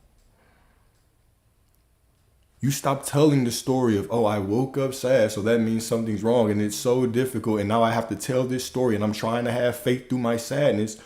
What does that mean, trying to have faith through my sadness? All I hear is I'm trying to suppress my sadness and suppress all these thoughts and be delusional and drive myself crazy to get what I want.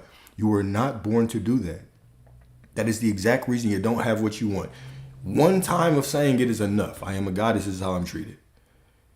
If you think opposite, remind yourself it. That's fine.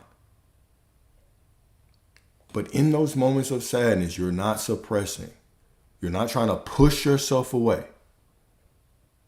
You are accepting who you are. This is radical self-acceptance. This is loving yourself. This is all it is. Loving yourself has nothing to do with doing your nails and going on trips and putting on makeup and doing all these things. It has nothing to do with that. The only thing, if somebody that you love, somebody that loved you ran up to you and they were crying, anxiety, fear, scared, thoughts racing, the most important thing for them to receive from you would be your presence.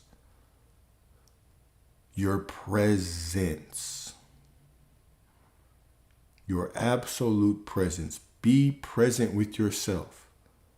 So all self-love is being in the moment.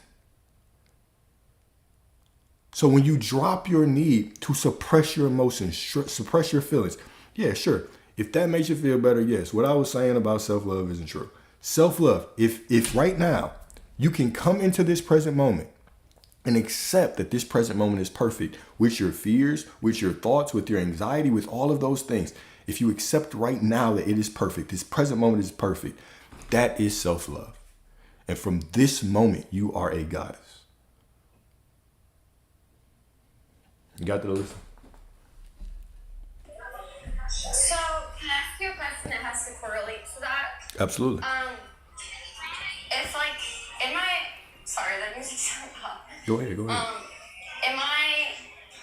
gone after people in the past that I don't like because I felt like I had to settle for what I don't like. So do I just pick a new story as like, no, the guys I like me back now, Yes. and I don't have to settle for what I don't want? Absolutely. Or Absolutely. what? Absolutely. So moving forward, that is your story. From this moment, you have chosen a new story. You don't have to hold on to that past anymore. Right now, this is how men that I like treat me. Or this is how men that you like treat me. Treat you. This is how men that you like treat you, okay? You can go to that story right now, and moving forward, you can know who you are, okay? Yeah, I can just pick like a different story of like, cause I don't want to pick people that I don't even like anymore. Like I don't actually feel like I don't care to actually like the person. You can do You know whatever. what I mean? Absolutely. This is you stepping into your divinity right here, Alyssa. It is you saying, "Look, I can choose." You can choose to date whoever you want until this SP shows up. You can do that. You can choose to date whoever you want and the SP and may the best man win. You can do whatever you want. You can choose to be treated like this, treated like that. You can always choose. There's no limit to your choice. This is what we call loving yourself. Coming back to that present moment and saying, okay, cool. Everything is happening right now. But who am I right now? What do I want right now? What am I going to commit to being right now? And then letting that unfold. And if I change my mind, I change my mind. I choose differently. This is just a lifetime of choosing. That's it. Yeah, do I just not? I guess I don't accept that as my story anymore. Of like picking the guys that I don't like, because I guess I had this mindset that the guys I actually would like wouldn't like me, and it's like Yeah. And that I don't know. exactly. No, you don't have to know. You don't have to know this. That's the beautiful thing, right? Is right now you can choose differently. Yeah, you had that story. That story is an old version of you, but you're brand new right now. And then you're brand new again right now.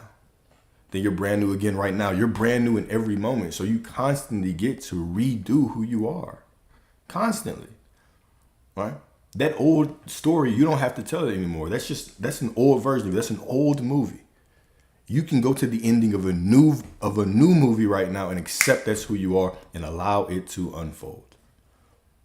All right? Stay here. Don't listen to the comments. Stay here. Stay here with Like, me. I can just pick a new story and be like of course the guys that like me back. Absolutely. And if it tries to bring up the past, they just keep redirecting that, even if no matter how I feel, right? Yeah, no matter how you feel. It's not, and hear me clearly when I say this, it's not about suppressing. You can feel however you feel, right? In that moment. But when you get out of that feeling or through that feeling, I would really recommend that you honor that feeling, right? Feel that feeling. You don't have to label it as good or bad. You don't have to label it as meaning anything. You can feel whatever. But as often as you would like, right? When you come back to that present moment, just remind yourself of who you truly are. This is how men treat me. And so either this person will conform and will show up, or somebody else will show up to take their place. Because reality has to respond to you. So the next part of this, because you've graduated from that lesson, the next lesson is can you stay in that end? Can you tell that story and allow it to unfold however? Are you specific about, oh, I need this one person? Or what if you actually meet the person tomorrow that just completely, sweeps you off your feet? Are you open to that? What if you meet that person tomorrow, then the next day you meet an even better person that sweeps you off your feet more? Are you open to that? Are you open to how beautiful life can get? Or are you stuck in trying to judge every moment as right or wrong?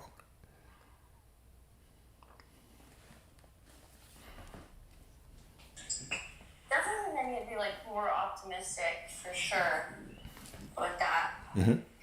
And optimism is a choice, right? So no longer base these things on your feelings. Base these things on what you choose, on what you say, right? Like when I hear optimistic, I think of I think of positivity, but I feel like I think of this happy-go-lucky thing. That's not what it means, right? It's simply you make choices, you stick with choices, and then you allow reality to prove it to you, and that's going to drag your ego's ass on board. Okay, I think that makes sense. Not for like just not telling the old story anymore and be like, no, this is who I am. Yeah. And that's it, like no matter how I feel. Exactly. And it's not about suppressing, okay? Even if the old story comes up and you go down that path for 10 minutes, 20 minutes, 30 minutes, I don't care. It's only about who you are right now. You can make the choice right now that, no. Sure, that was the old version of me, but right now I have decided that everything is perfect. This is how I'm treated. Therefore, all of my reality, the past, present, future, all of it will rearrange to show me it. You can meet a person tomorrow that says, I've been watching you for 2 months. I've been adoring you. Just who you're being right now changes the past and the future. Everything changes by who you're being right now. So it's not about pulling yourself out. It's about understanding that you're still perfect. Even when you're going down that path, you're still perfect. And remind yourself in this moment, whenever I become conscious of it, oh, shoot, okay, cool. Yeah, you're right. I'm still perfect and I've always been perfect.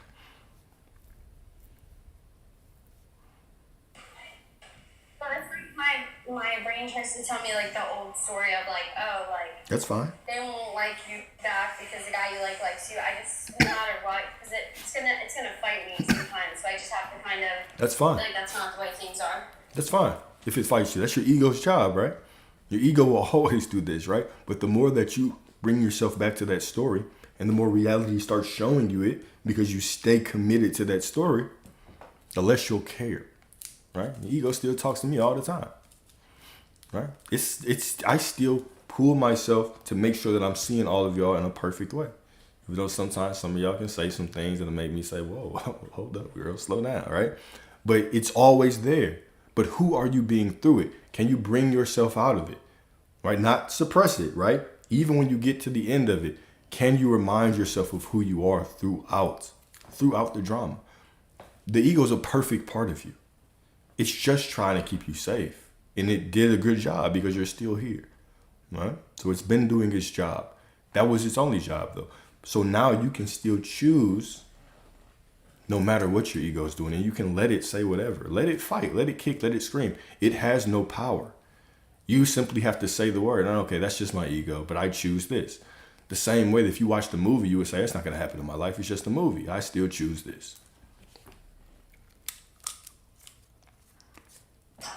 It kind of like isn't my story. Yeah. Story. It's all a story.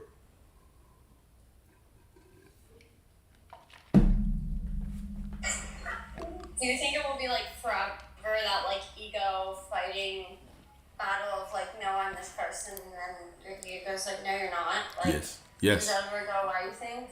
No, I don't know. I'm sure for maybe a couple of people or certain people, they feel like they have no ego, but I don't believe so. Right? I believe that it'll always be there. But even when that mind is racing, even when that old self, that ego is racing, I can still come back to this present moment and remember that everything is perfect right here and right now. Right? So yeah, it'll do all of that, but that's fine. You're not trying to convince the ego. You're just remembering who you are no matter what the ego says. Right? Isn't it more freeing to right now say that no, I've always been perfect and this is how men have always been unfolding to treat me no matter how my ego feels. And then you go about your day, and if your mind wanders, cool. If it doesn't, cool, right? But then you just continue to remind yourself of the truth. That is it. It'll always be there. You'll always have feelings of doubt or fear or whatever. You will always have this voice in your mind. But are you giving it power, right? Are you sitting around and trying to suppress it all the time? Or are you just being? Are you just existing and living your life and enjoying life, knowing everything's unfolding because you've already made a choice? I've seen people say like, I need to work on self-love and like things. That's why I told you to ignore Like, that. That's why I told you to ignore I think that. there's a trap of putting on like sleep tapes at night and like trying to change your self-concept, because I feel like then you're always going to be trying. Or do you think that I can actually make progress and make a choice and put like the sleep tapes on? Because I feel like then it's just going to be like, oh, 6 months of sleep tapes. I hope this changes my mind, but is it actually going to change my mind, or am I? That's why I told you not to pay attention to that shit, man. Look, that's why I say ignore that and listen to me. Okay, your self-concept is perfect. You are source. You are source. You are all that there is. Okay. Now, your worthiness, you receiving what you want, is not contingent on you sitting around and saying that you love yourself. It has nothing to do, okay, with you listening to sleep tapes. Okay? It has nothing to do with all of that. What you are affirming by saying, I need to work on my self-love. I hear it. Scientifically, they say a lot of things. Scientifically, they also say if you don't eat for 7 days or 3 days, you'll die. Right? But we know that's not a lie, or we know that's not true. Right? Scientifically, they say a whole bunch of shit. But what does it come down to? It comes down to your belief. All right? If you are saying, I need to work on my self-concept or do these sleep tapes to get something is the key word. I have to do something. Go through time to get something. What I'm saying is right now, I am not that person. Do the affirmations, okay? Do the sleep tapes. Do the affirmations. Do the sleep tapes. It's not 40 days. Don't say scientifically 40 days. They don't say that scientifically 40 days. Where do they say that? Scientifically 40 days? No, they don't. Right? Do the sleep tapes. Okay? But do them from the knowing that you're already the person right now. You're already the person you desire to be right now. Okay? Do all the affirmations and the visualizations as a reminder that you are that person right now. But the moment that you have the perception or you have the thought that if I do this, then I will be that person, that is separation. That is adding separation to it. Okay? That is adding separation to it. Cool.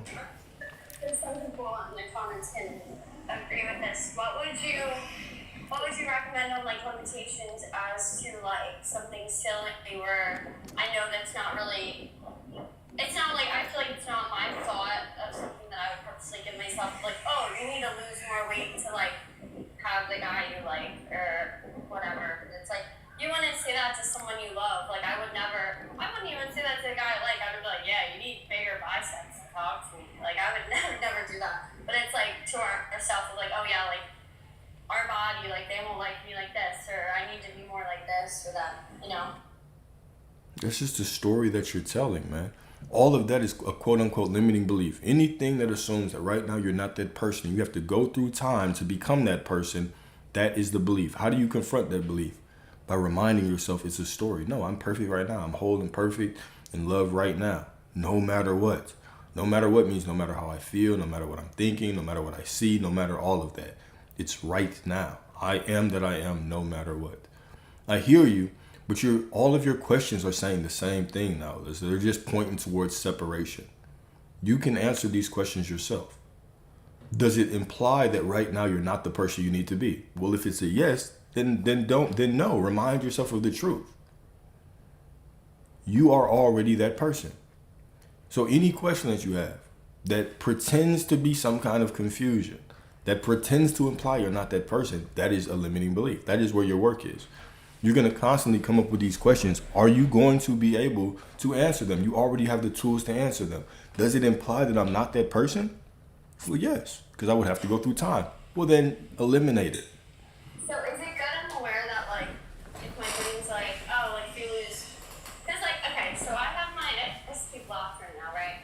And I'm like, oh, like I need to lose more weight, and then I'll lose more weight, and then I can unblock him, and then he'll come back because I'll feel better about myself. And like, sadly, I don't know if that's like a firm belief in me or not, but I do feel like that's a big belief. So like, how would you go about that as to I'm the person now, but I have him blocked and my brain tells me that story continuously? It doesn't matter what you do. It's just about what you say. Once again, you're continuously basing who you are on the external circumstances. Yes, I am this person right now, but he's black, but this, but I'm saying that. You're even giving yourself, like you're creating this big monster. Like, oh, I think, what if this is a big belief and I have to get over it? What do you mean, what if this is a big belief? It's just your belief. It's just a story you're telling that it's a big belief. There's no big belief or little belief. There's just a story that you are telling. So just tell a different story. No, I can do whatever right now because I am the person I desire to be. It doesn't matter if you block him. Doesn't matter if you keep him blocked. He'll email you. Doesn't matter if you unblock him. Then he might text or call. It doesn't matter what you do. It's still going to unfold for you right now. Anything in the external circumstance or within you that implies you're not that person right now is the limiting belief. So I can tell myself, like, I can keep him lost and it doesn't matter and I'm still that person. Yes, for sure.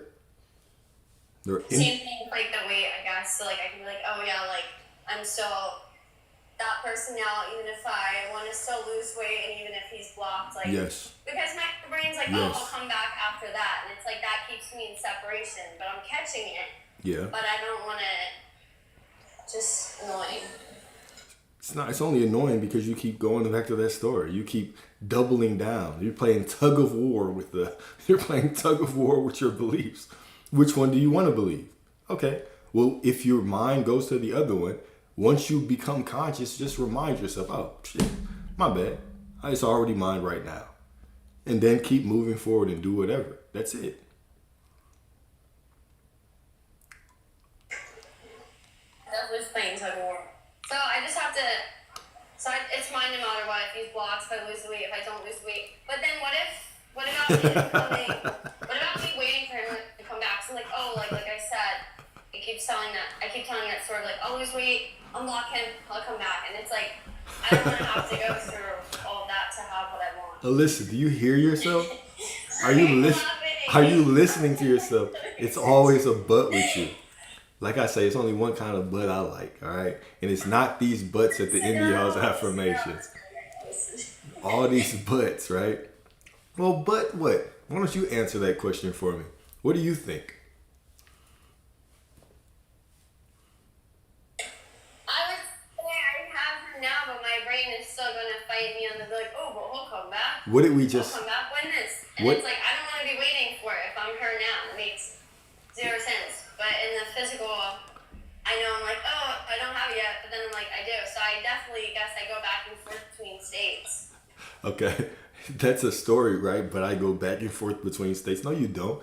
You're just telling the story of your past right now. You don't go back and forth with many states. Right now, you're that person. That's it. Do you hear what you're doing? You say you want somebody, right? But right now, where all your power is, you're saying, oh, I've been going in and out of states. What are you talking about? You are that person right now, no matter what.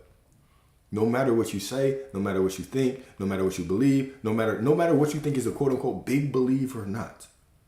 You are that person.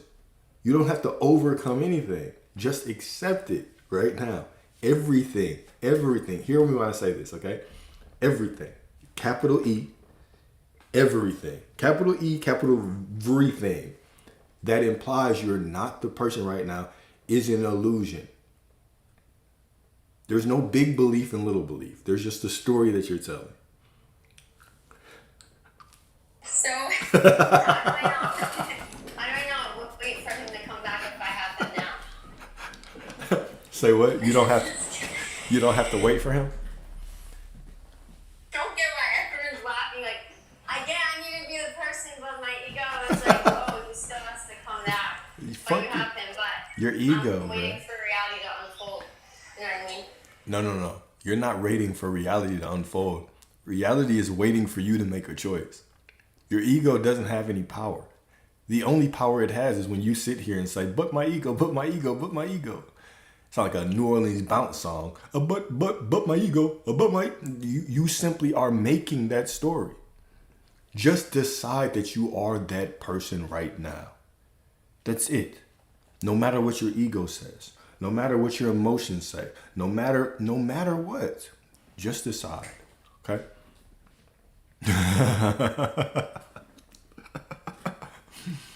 Yeah, I already said I was going to send Alyssa an invoice.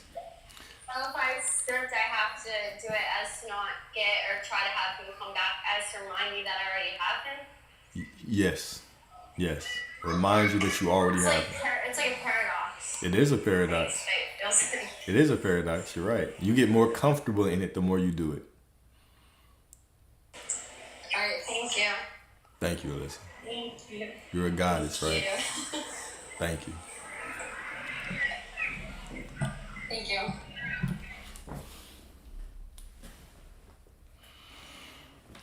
All right, before the next person, let me just catch my breath. Alyssa making me work for a check, man. Alyssa making me earn my keep. Love you, Alyssa. All right.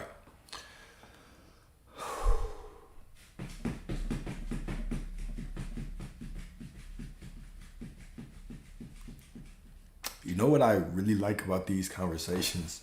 I've said it, but I'm going to say it again.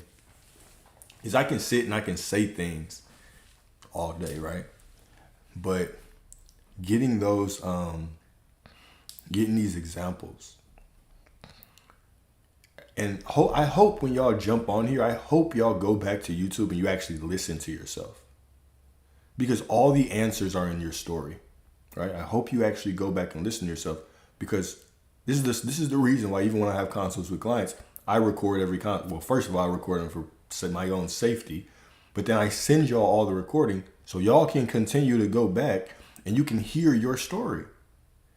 Because all of the answers are in Thank you, Shelly. The answer is in the question. Who are you being, right? That's why I have so much patience with y'all, because we're all on this journey. We are all on this journey, right? When I say I'm P, right, that's what I mean. I'm patience, capital P. Your boy is P. God damn, at least P is hell. I am, right? So the beauty about having these discussions and letting y'all jump up on these lives is because it just helps everybody. We get these different perspectives, and you can always do this comparison. Okay, let me see what my life is like compared to that. What am I like? You can see yourself in others because we all are this divine mirror. Huh? We all are this divine mirror. Okay? I know. The human experience for sure. And I do it because I just have the capacity, right? Because I know that I'm infinite love. All right, who's next? All right, let's see. Let's see if I'm not even gonna claim nothing right now. Let's see. Who's gonna follow that?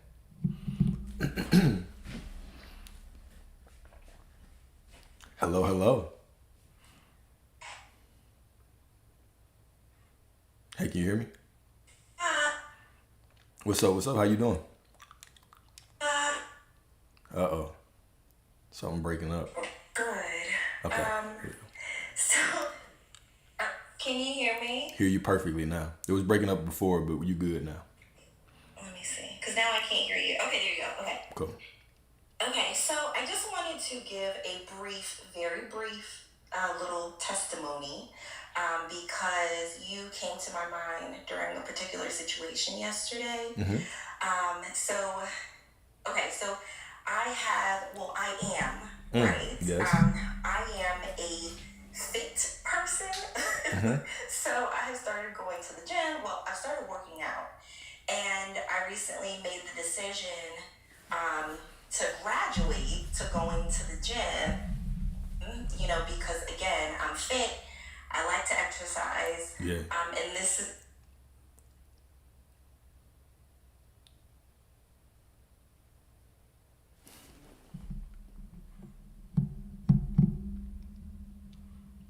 a new reality. So I have a 14-year-old. I have a 14-year-old. I have a 13-year-old, and I have a 1-year-old. Due to a temporary lapse in sanity, apparently.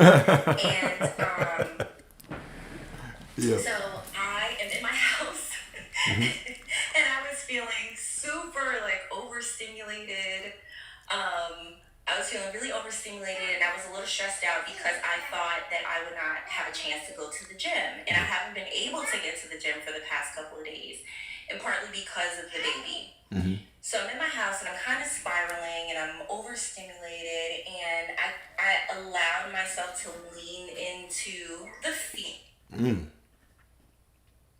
Why I keep cutting out? Why I keep cutting? Right? Okay, here we go. And I said, I really want to go to the gym, and I don't think I'm going to get a chance.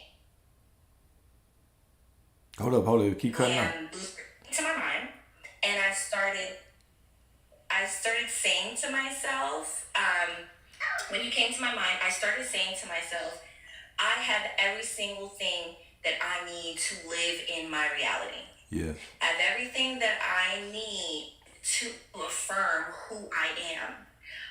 If I say that I am fit, if I say I have sources to affirm this, right? Mm-hmm. So I'm saying all these things and still kind of overwhelmed. So in that moment, I walk out of my bedroom, and my daughter looks at me and she says, my oldest, she says, Mommy, we can watch the baby. Just go to the gym. We'll watch the baby. So I said, okay. And I got excited. Okay, there we are, right? So I get dressed, I put on my, and then I'm like, oh, but where are my headphones? I cannot go to the gym without my headphones. Okay. So I'm looking for my headphones. I can't find my headphones. And I start repeating, I have everything that I need. If I am fit, I am healthy, I have all of the resources. So I couldn't find my headphones, and then I resolved, okay, even if I cannot go to the gym, I'm fit, I'm healthy, so I can work out at home. I'll just go in the basement and I will lift my weights like I usually do, and I'll do my exercises, right? So I walk out of my bedroom, and as I walk out of my bedroom, my son walks up to me With the his headphones. Yep, I knew it. and he says, "Mommy, these are charged. Just use these."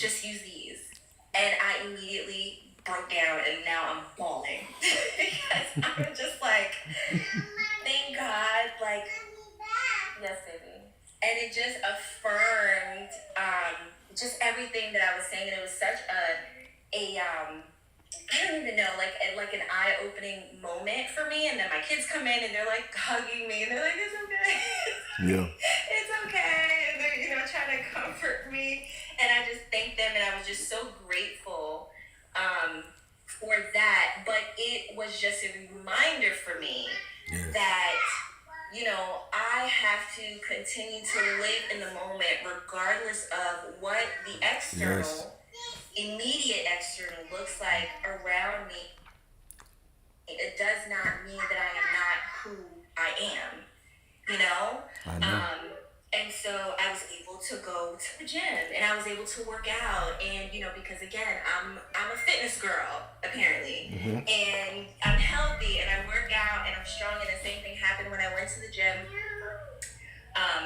I'm working out, and I get on the treadmill, and I decided I was going to do this routine that I saw on TikTok, ironically. Yeah. And it was for 30 minutes. And as I'm doing it, I'm, immediately it was like, one of the first thoughts was like, okay, I don't know how I'm going to last 30 minutes. I'm going to have to take a break, But then I started to affirm myself again. Who am I? Yeah. Who is Samantha? Samantha is capable of hard things. Samantha's body is capable of doing things that her mind says that she cannot do. Yeah. I can do 30 minutes. I don't care what you're talking about, little voice over here. I can do 30 minutes, and I'm going to make it through this because guess what? I'm a fitness girl. So what did I do? I made it the full 30 minutes, and I was so proud of myself, and it was just another moment of just affirming who I am. And so additionally, I'm also reading for the second time the book Atomic Habits, so I'm listening to it. Yeah. Love And that so, book. Atomic Habits. And so one of the principles, in there, he basically is just like, okay, so all these just get 1% better every single time. Just do, yes, hi, baby. Hi, okay. Just do one thing that is in line with your reality or who you are, right? So I've been practicing those things. So it could be something just as simple as, I'm gonna do my skincare routine every single night, and even when I don't feel like it, right? And even when I don't feel like doing all 5 steps, maybe I'll do 2 steps. Yes. But again, at least I'm doing it, and in those moments, I say to myself, who am I? Yeah. Samantha is the girl that does her skincare routine every single night. So guess what? Samantha is going to do her skincare routine in this moment. Even if I don't do all 5 steps, I'm going to do at least 3 because I did something. And it continues to affirm who I say that I am. Yeah. And then also the other thing too with me going to the gym, there's a verse in the Bible, and I gotta look it up again because I don't remember exactly what it says, but it basically talks about when we start walking and we start moving forward, God shows us whether to go to the left or to the right? So even in the moment with the gym, it was just like, okay, I can't go to the gym. It seems like I can't go to the gym, but I can still work out, right? I can still do this thing that still affirms who I am. And when I made the decision that I am still this person, regardless if I can make it to the gym or not, all of a sudden, the resources present presented themselves, and I was able to do the thing that I initially had in my mind to do in the first place, because I didn't allow it to make me believe that I was something that I am not, right? Yes. So, Yes. Yes. so yeah, so I mean, all in all, oh, and then also while the last young lady was speaking, because as she was speaking, it reminded me of myself. It reminded me of my journey. I don't know if you can still hear. Okay, Yeah. my journey in love and relationships and romance, and part of what she was saying resonated with me so much because I am no longer in a place where I feel that my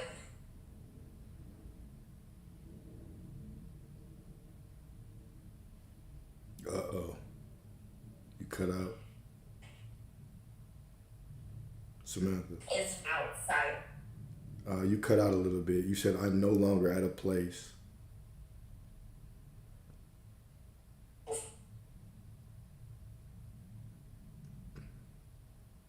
Okay. There we go. Hi, baby. So I'm no longer in a place where I find my validation in outside sources and in other people. I was in a place, in a particular relationship, where I was upset that the relationship was ending or that it wasn't working out. But even with the sadness and allowing myself to feel the sadness and the disappointment, I also allow myself to be reminded that the love does not come from the outside of me, Yes. right? And if I am this person, then I need to figure out what type of person I want in my life, regardless of the connection, regardless of the history. If that Yes. individual and that relationship is not in alignment with who I am, then what I need to do is, even with feeling sad, even with feeling disappointed, I had to get to a place where I had to remind myself that this relationship, this particular individual, and what it used to be does not fit with the person that Samantha is. And if I am to attract, or if someone is to come into my life, then with me really living in a space of self-love, with me practicing self-love, which means all the things that I want from, or all the things I would expect from another individual, I am doing for myself, right? Because I am love. And I'm showing myself what this love looks like, whether that be taking myself out, whether that is pampering myself, whether that means taking care of my skin, whether that is picking, buying myself a bouquet of flowers, whatever it is. If I allow myself to feel that love and to embody that love and to accept that love, when it comes from someone else, I will be able to recognize it. And everything else that does not align, I'll be able to recognize that too. Beautiful. Beautiful. But yeah, so that was it. So that's me. I just wanted to come and give my little testimony and talk about how great my kids are. That's absolutely beautiful. That was so wonderful because you really just gave an absolute masterclass. It was, I stayed in the knowing of who I am, even though the situation looked off, even when you got to the point where it was beyond it, where you were already like, all right, that's not going to happen. I'm going to just stay in the crib and work out, right? It's still all perfectly worked out, not because you forced it, but because through all of that, you were unconditionally in the knowing of who you were. It's all, that's the core of this is I am that I am no matter what. The unconditional acceptance of the story of who I am, that is what makes the magic unfold in your life. Yes, absolutely. Yeah. And it's so beautiful because even today, I live in Philadelphia, and my mom works not too far. It's like less than a 10-minute drive. But because Samantha is fit, right? Because Samantha is a fitness girl, right? Yeah, it's fast. What did I do? This morning because I was gonna go pick her car up,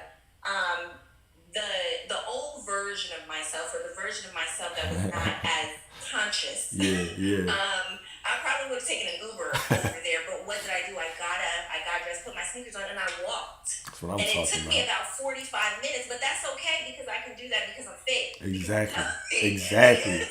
Exactly. Because I am active, and as I'm walking, and again, this is Philadelphia, but as I am walking, I'm noticing I have so many pictures of flowers in my phone just from this morning because I am passing like all these yards with like these beautiful flowers, and flowers make me happy. And I am coming back to that. Like I had kind of forgotten for a little bit. Yeah. But as I'm walking, I was reminded of how much joy I get in the little things, and it almost made me cry Yeah. because I just was noticing just like these random flowers. Like I found a blue daisy, and it just blew my mind, and I was so excited about it. And I'm like, people are gonna think I'm crazy because I'm talking to myself on the side of the road because I just feel so much joy. And for the very first time in a really long time, I feel happy.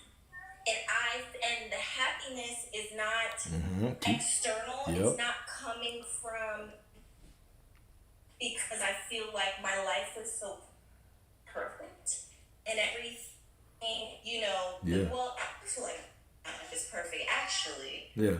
Not because but the happiness is coming from A choice. from the knowing, the acceptance that I have everything that I need, and I am not lack anything, and it's coming from a place of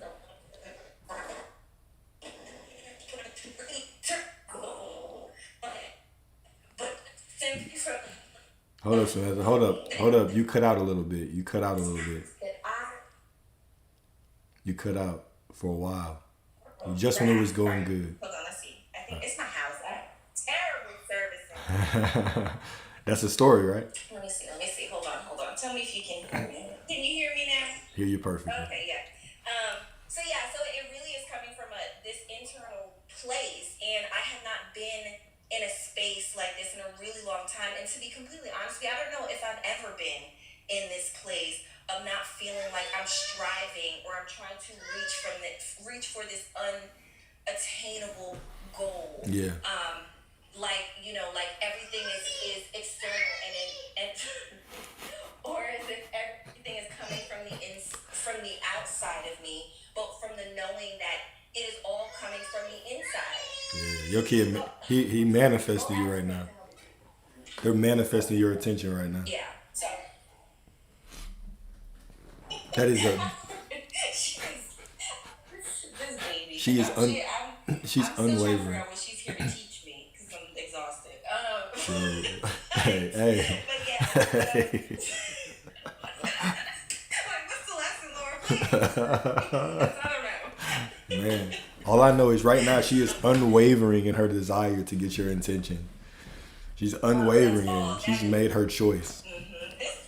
This one here is she's a force. But yes, so for the very first time, and again, I wanted to come on just to say that because, like I said, you popped into my mind, and your lives have been helping me to remember, because I don't think it's a matter of not knowing or never knowing. I think I'm just in a place of remembering. Absolutely. Because I believe that I've always known, and I've always felt it deep in my spirit that there was more. Yeah. I've always felt as if the striving that we are taught to do, the constant reaching for this goal that keeps moving further and further away, is not true. It's not real. It's not true. It's not a reality. I've always said that we are here and we are in this life and in the experience with every single thing that we need to be here.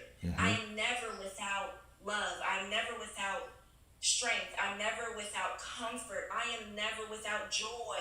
Like, I have everything that I need all of the time. It's just a matter of remembering. Yeah. Coming back to a place of remembering that I have these things. Yeah. And when you do that, There is no limit. I say it all the time. I'm limitless. Yeah. I am limitless. I don't care what anybody says. I don't care what anybody else is doing. Right. Samantha is limitless. There is nothing that I cannot have. Yeah. And there's nothing that I do not have. Yeah. Point blank period. Point And blank period. No matter so what. that's it. No matter what. I love it. Keep going. Keep going. Keep going. I know you got a little bit more to say, man. Go and keep going, bro. No, I really appreciate that because you're putting it in such a beautiful perspective. It's such a beautiful perspective. I think, it just helps to hear things from a different perspective. I absolutely love everything that you're saying. Yeah, it's yeah, and I just add a little bit for the young lady previously because a lot of what she was saying just sounded so much like myself at one point. Yeah. And it sounded so much like wanting or almost like desiring fulfillment, right, from an outside source. Yep. Or feeling as if once I get this thing here, it's going to make me feel this way. It's going to make me feel fulfilled. It's going to fill some type of space, where there isn't this. But Yeah. I think for myself coming to the place where it was like, okay, there is no space. There is no missing Yes. piece. And you said,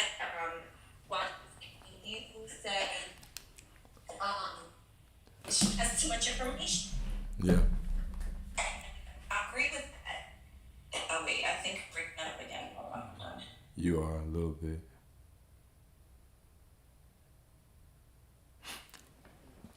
Your wish is my command. It is recorded. It's recorded on YouTube. But go ahead. Okay. Yeah, I hear Oh, you. there it is. Yeah, so I think too much information is a thing. I think in the era of social media, YouTube. we have so much access to so much information and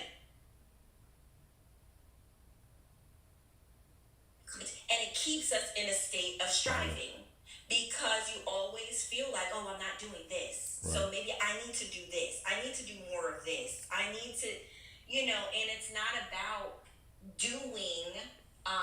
It's not about okay. Let's bring it back to Christianity, right? Where we talk about if Jesus Christ is the Savior and He is. Oh, dang, Samantha. You keep breaking up, girl. For our sin. So Okay. anyway, I'm sorry. My Wi-Fi is terrible. Don't affirm that. Your Wi-Fi is fine. It's gonna get you through this conversation. We good to go. Okay, yeah. Okay, there it is. So, I think, when we take it back to that, and if we believe, right, of course, I grew up in the church, and if we believe truly that it is a complete work, if His presence here, His sacrifice was a complete work, what do we continue to strive for? Right. What is it? Why do I feel like, or why am I being told and taught that I have to do this for approval? I have to do this. To make it, I have to do this. To it.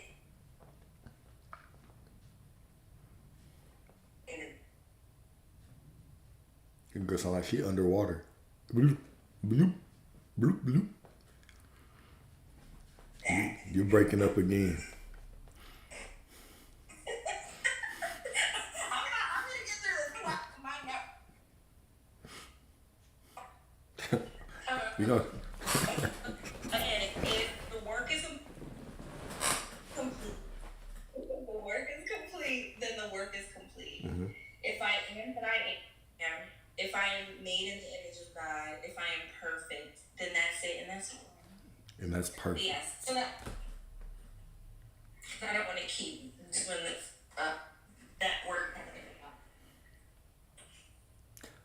I don't know if you just said something or if an alien was just hacking the live stream, but I got you. We got you. Appreciate you, Samantha. That was all. No, I appreciate you guys, man. Thank you for sharing. Thank you for your wisdom. Thank you for your kindness. Thank you for your openness to be able to share this, right? And if y'all missed it, man, this is a good segment. You can check it out on YouTube. But thank you so much. Thank you so much. You have a beautiful day, goddess. Fit goddess. Thank you. Later.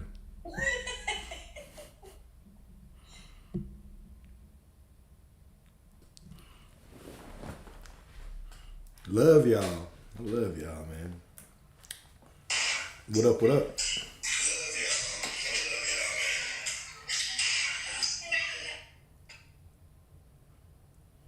What's up? Can you hear me?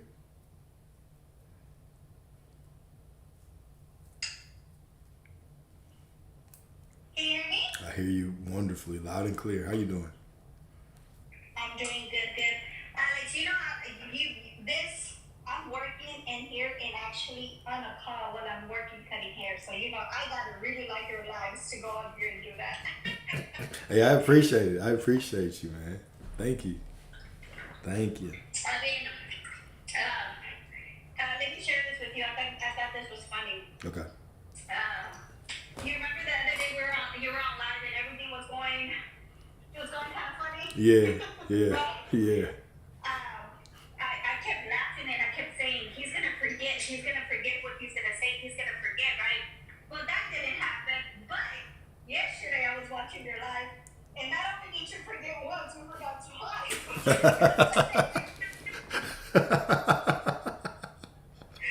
But I didn't catch it until later, because I was like just sitting there eating and hearing you, and I was like, why does this sound familiar?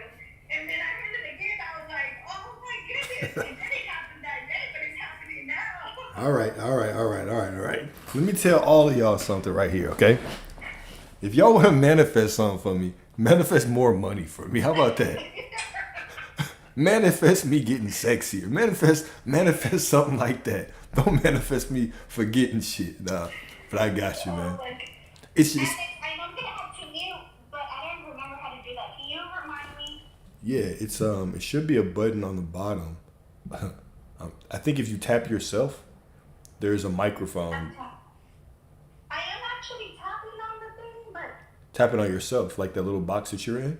If you tap it, yeah, it should be I'm tapping on it, but it's not. well, look at the bottom. There should be those three dots in the bottom right, perhaps.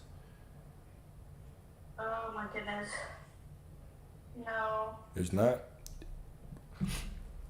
What am I doing wrong? Sorry guys, I'm not used to this. No, it's all good. I don't really remember.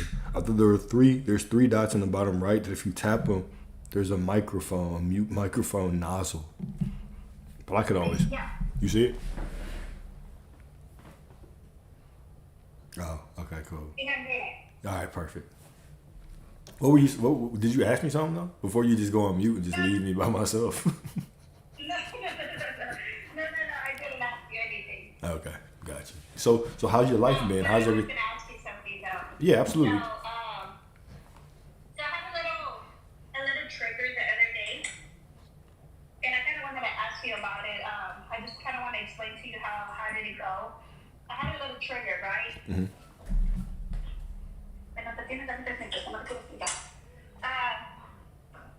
So I had a little trigger, right? And it was like I don't know how to. It's new to me because I feel like I'm experiencing a lot of new things that I didn't know how to kind of like. I literally have to sit with myself and kind of meditate on it. Okay. So I had the trigger, like, you know, my stomach dropped once I heard it. It was really nothing that happening, but, you know, the mind really wants to take you there, like if it's something that happening at the moment, right? So I had to remind myself, like, in reality, like, there's nothing that happening. It's just, you know, your mind and your body just want to, it's just seeing it as danger, but it's really not physically, nothing physically is happening, right? Yeah, exactly. So I sat with it, allow myself to sit and not identify with it, you know, I'm like, that's okay, you know, just let it be there. And the feeling went away within an hour, which I thought it was pretty fast, you know, I just allowed it to be felt, right? Yeah. And then my ego mind wanted to go and started throwing stuff at me, but it wasn't so loud, you know, it wasn't really it was like, I don't know how to explain it. Like, then I went from like, since everything was very kind of like, I feel like it was kind of stale, like in a sense. Like I started wanting to do. Like, okay, no, it's gonna go this way. No, that didn't happen. No, I didn't hear that. So I was going from loops to loops. Like, okay, that didn't happen. That wasn't said. No, it's not gonna go like that. So it's just like a lot of doing, right? And to me, at the moment, it felt like I was trying to apply everything that I have learned, but every technique or everything or every claim, and it just didn't feel right to me. So I was like, okay, hold on. So I said with myself, I meditated on it, and I basically said like, what do I want this to be? I can choose it to be something, or I can just choose it just to really not be anything, right? Yeah. And I don't know, it was kind of like, I don't know how to explain it, where like my mind got so quiet that I was even like challenging my ego, like, what, you ain't gonna say nothing? Like, you're not gonna say nothing? You know, like, you just gonna stay quiet, like, you're not gonna throw like stuff at me? And from there it was just like, okay, like, I really don't want to sit here and work in the middle of the rich, right? Like, to me, it's a little overwhelming. Yes, I can claim it, like, I can choose for this not to go a certain way, Yeah. but I really don't want to work. I don't want to worry about it. I just want to go to them. This is my end. My end is not this, right? Yeah. So no, everything's working out of my favor, right? Whether it looks, however it looks like, where it sounds, however it sounds like, it doesn't matter, right? Yeah. I'm gonna stick to my end, like, just with it knowing. And I kind of just went there, but for a moment it felt like I was in a little void. Like, I don't know, like, it was like in a shock, like I don't know, like, if it was like my new self and my old self, like, didn't know where to go, like, hey, like, it was a little confused. And I was confused because it's like, what the hell is going on? Yeah. You know, and it was like, what's happening? Okay. So what did you want it to mean?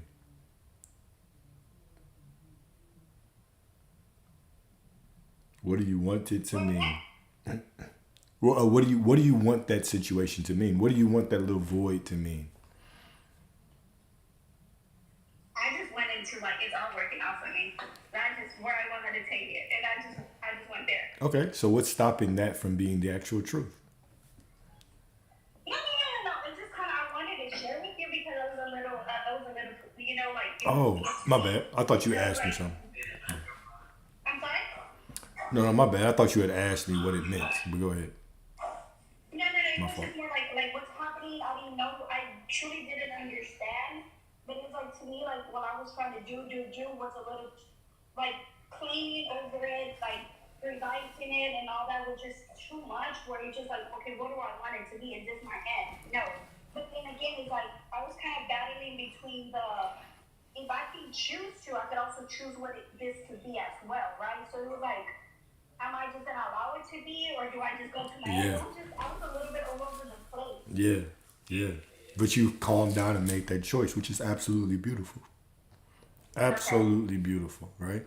You simply just exercise your power. You always have the power to be like, okay, I'll let the ego keep running, right? You always have the choice to do that, right? To say, I'll just let the ego keep running, or to say, you know what, I'm just gonna make the choice, or I'm just not gonna do shit. I'm just gonna sit here and chill. But you always have the right to exercise your power because you're all powerful. You're always making the perfect decision. Just accept it. So I guess, I mean, you just responded to what I guess I wanting to, like, I was gonna ask, but it was just kind of like, I mean, I could choose what I want it to be, but to me, like, what's easier is just to let, like, what's my end, and that's it, right? But I also don't want to be caught up in the middle of, like, not just kind of surrendering to whatever comes its way to whenever I do have the power to change certain situations at Yeah. moments, right? Yeah, So exactly. that's where I'm at. Like, I guess that's kind of my thing. Like, okay, like, I want it to be this, but why should I accept this as my truth right now? Like, if I don't want it to be that way, it's not gonna be that way. You know? Exactly. But it felt like it was like draining to sit on it. So you just kind of like, you know what, like, no, like, this is just it's going to my end, and you just whatever. I just kind of dropped it. Yeah. And it's just starting to click for you, right? Like everything is just clicking. So you're even starting to handle your situations different. But that's beautiful. I love that you said that, right? You always have a choice. I have a choice whether I just don't want to care about it. This means nothing. I move on. I have a choice where I say, oh, no, this is not my end. It's all unfolding towards this. You always have that choice to perceive reality. Reality is only what you perceive it to be. Beautiful. Absolutely beautiful. So, I mean, would you say maybe like in another, like, because right now I did kind of go into like, nope, that's not gonna happen, and I'm still like kind of going to my end. But you know, like, would you say that whenever we're like claiming into something and a circumstance or a trigger comes up your way, right, and you don't want to accept it, would you say that could be a little bit more challenging because then your ego mind's gonna fight it more instead of like just surrendering sometimes? Because sometimes we just accept things and okay, just let it be that. That's what it's gonna be like. But there's things that I feel like if we have the power not to accept them, why should we accept them? Well, I mean, yeah, I guess you could say that certain things could be challenging, but it's more from an individual to individual basis, right? Some people it's a little bit easier, right? And we all don't really know what other people are perceiving. We all only know what we are perceiving. But I say it could be more challenging because your ego is involved and certain situations are just triggering you. But even the difficulty or the ease of doing these things, it's simply a perception, right? I could have my ego running off and telling a story, but I make the decision, oh, no. Because I say this once or because I've already said it, it's fine. And my ego could just continue to run. But because I made that decision and I know who I am, well, I just allow it to do whatever. And I come back to this present moment and I choose whatever it means. I choose that I've already been in my end. I'm already there. So it's really a very individual experience. I will say, though, that you get better with it over time, right? As more and more things begin to give you the opportunity to choose. And as reality begins to conform to who you are more and more, you get a more beautiful perspective in front of you. And now your ego is kind of forced to be on board because it sees the proof. But you have to be that proof initially, right? Okay, now when it comes down to the trigger itself, I know like sometimes, we kind of, we talk about like it doesn't matter how we feel, like you're still perfect at the moment, right? But, like what I did do, I didn't do it, but I was like, I don't know if it was necessary or not, or what is your, how do you perceive this, or, like me, like I was like, why am I being triggered right now? Like, what am I doing? What am I have like to believe that is true for me to feel this way, right? Right. And but I don't know, like if it was like really just kind of necessary to go there and accept it, because to me it was like, why does it matter? Like I am no longer that little girl, right? I am no longer hurt. I'm no longer that. I'm just kind of perceiving my triggers not to be mine anymore because I am not hurting. Exactly. Stop right. That's perfect, right? They're not yours, right? The ego is not you, right? That old version of you is not you, right?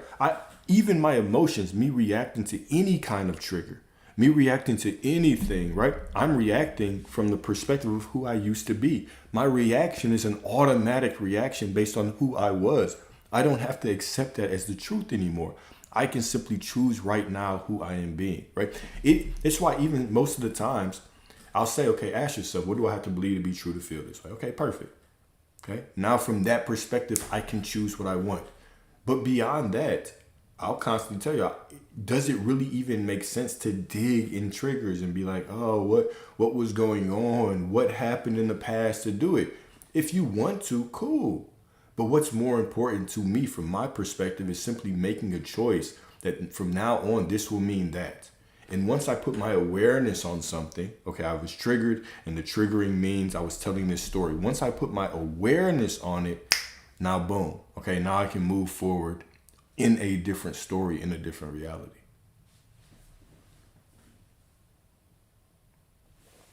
Okay. Yeah, I don't think I kind of went in depth about it, but I've been pretty, like, I also don't want to bypass my feelings, right? Like, kind of neglect that and don't allow it to be felt and released. Exactly. So,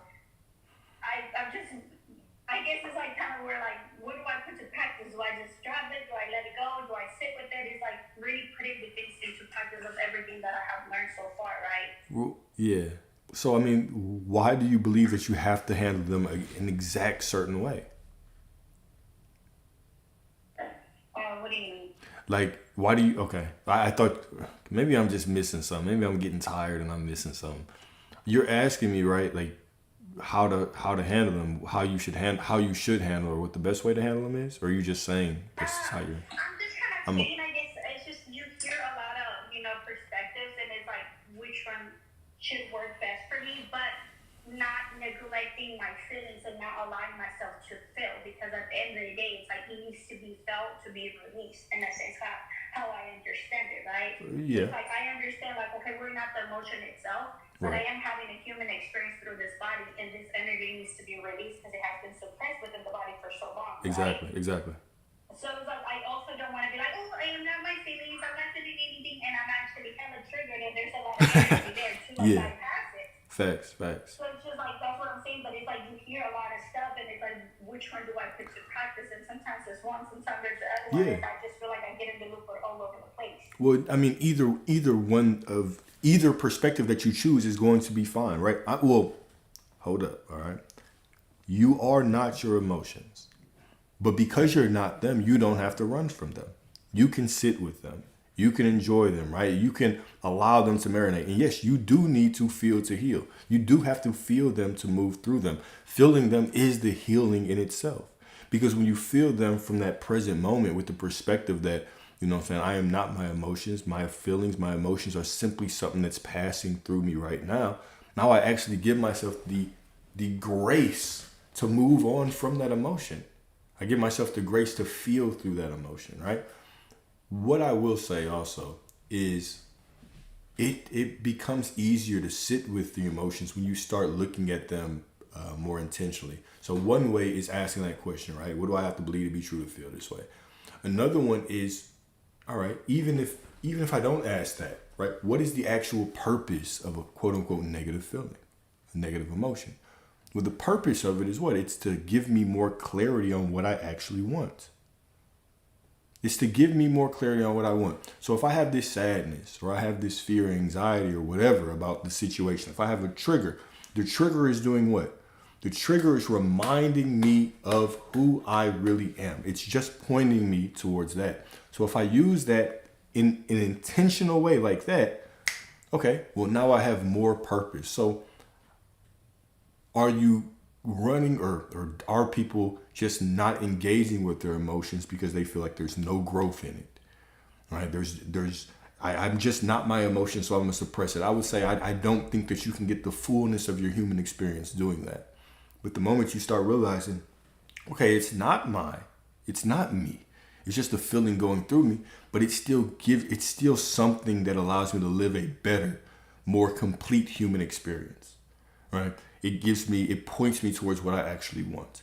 It gives me insight on how I used to think, right? It's also just me staying present with that emotion is also a way of me being present with myself, me showing up for myself in a way that I'd want other people to show up for me. So it's looking at it from all those different perspectives, which actually makes your emotions still powerful. I don't look at them from a powerful perspective as they're creating my reality, but I look at them as a powerful perspective of they can guide me towards what I want. They can give me insight on who I used to be. They can keep me clear on the direction that I'm going. They're my emotional guidance system. And if I just ignore them because I'm like, oh, I'm not them, let me rise above them and just close my eyes and walk through life, well then am I utilizing all the gifts that God gave me to live this beautiful life?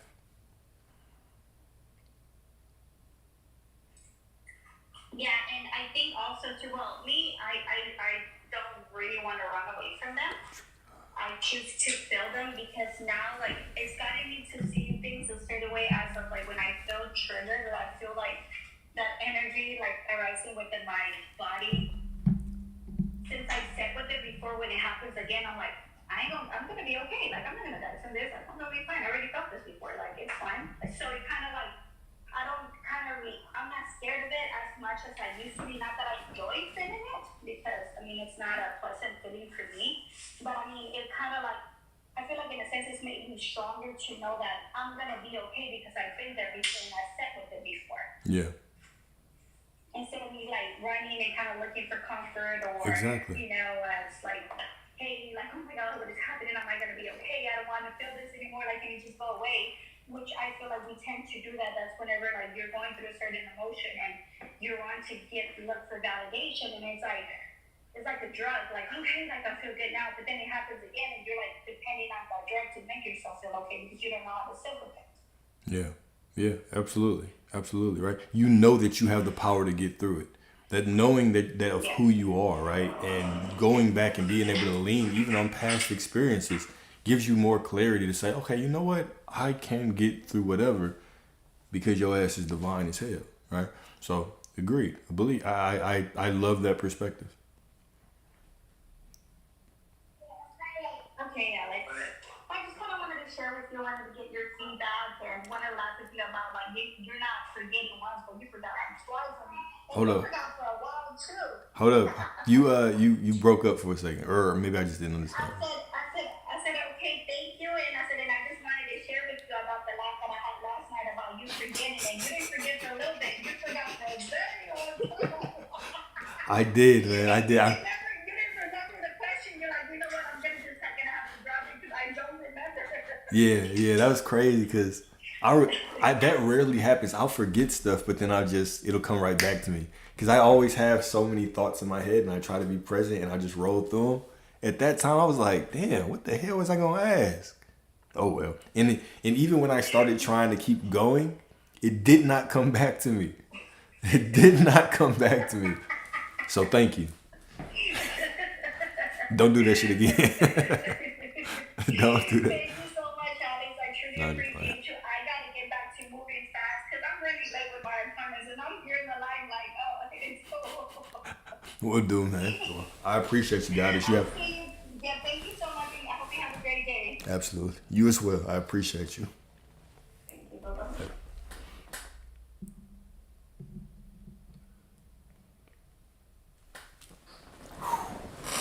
All right, y'all.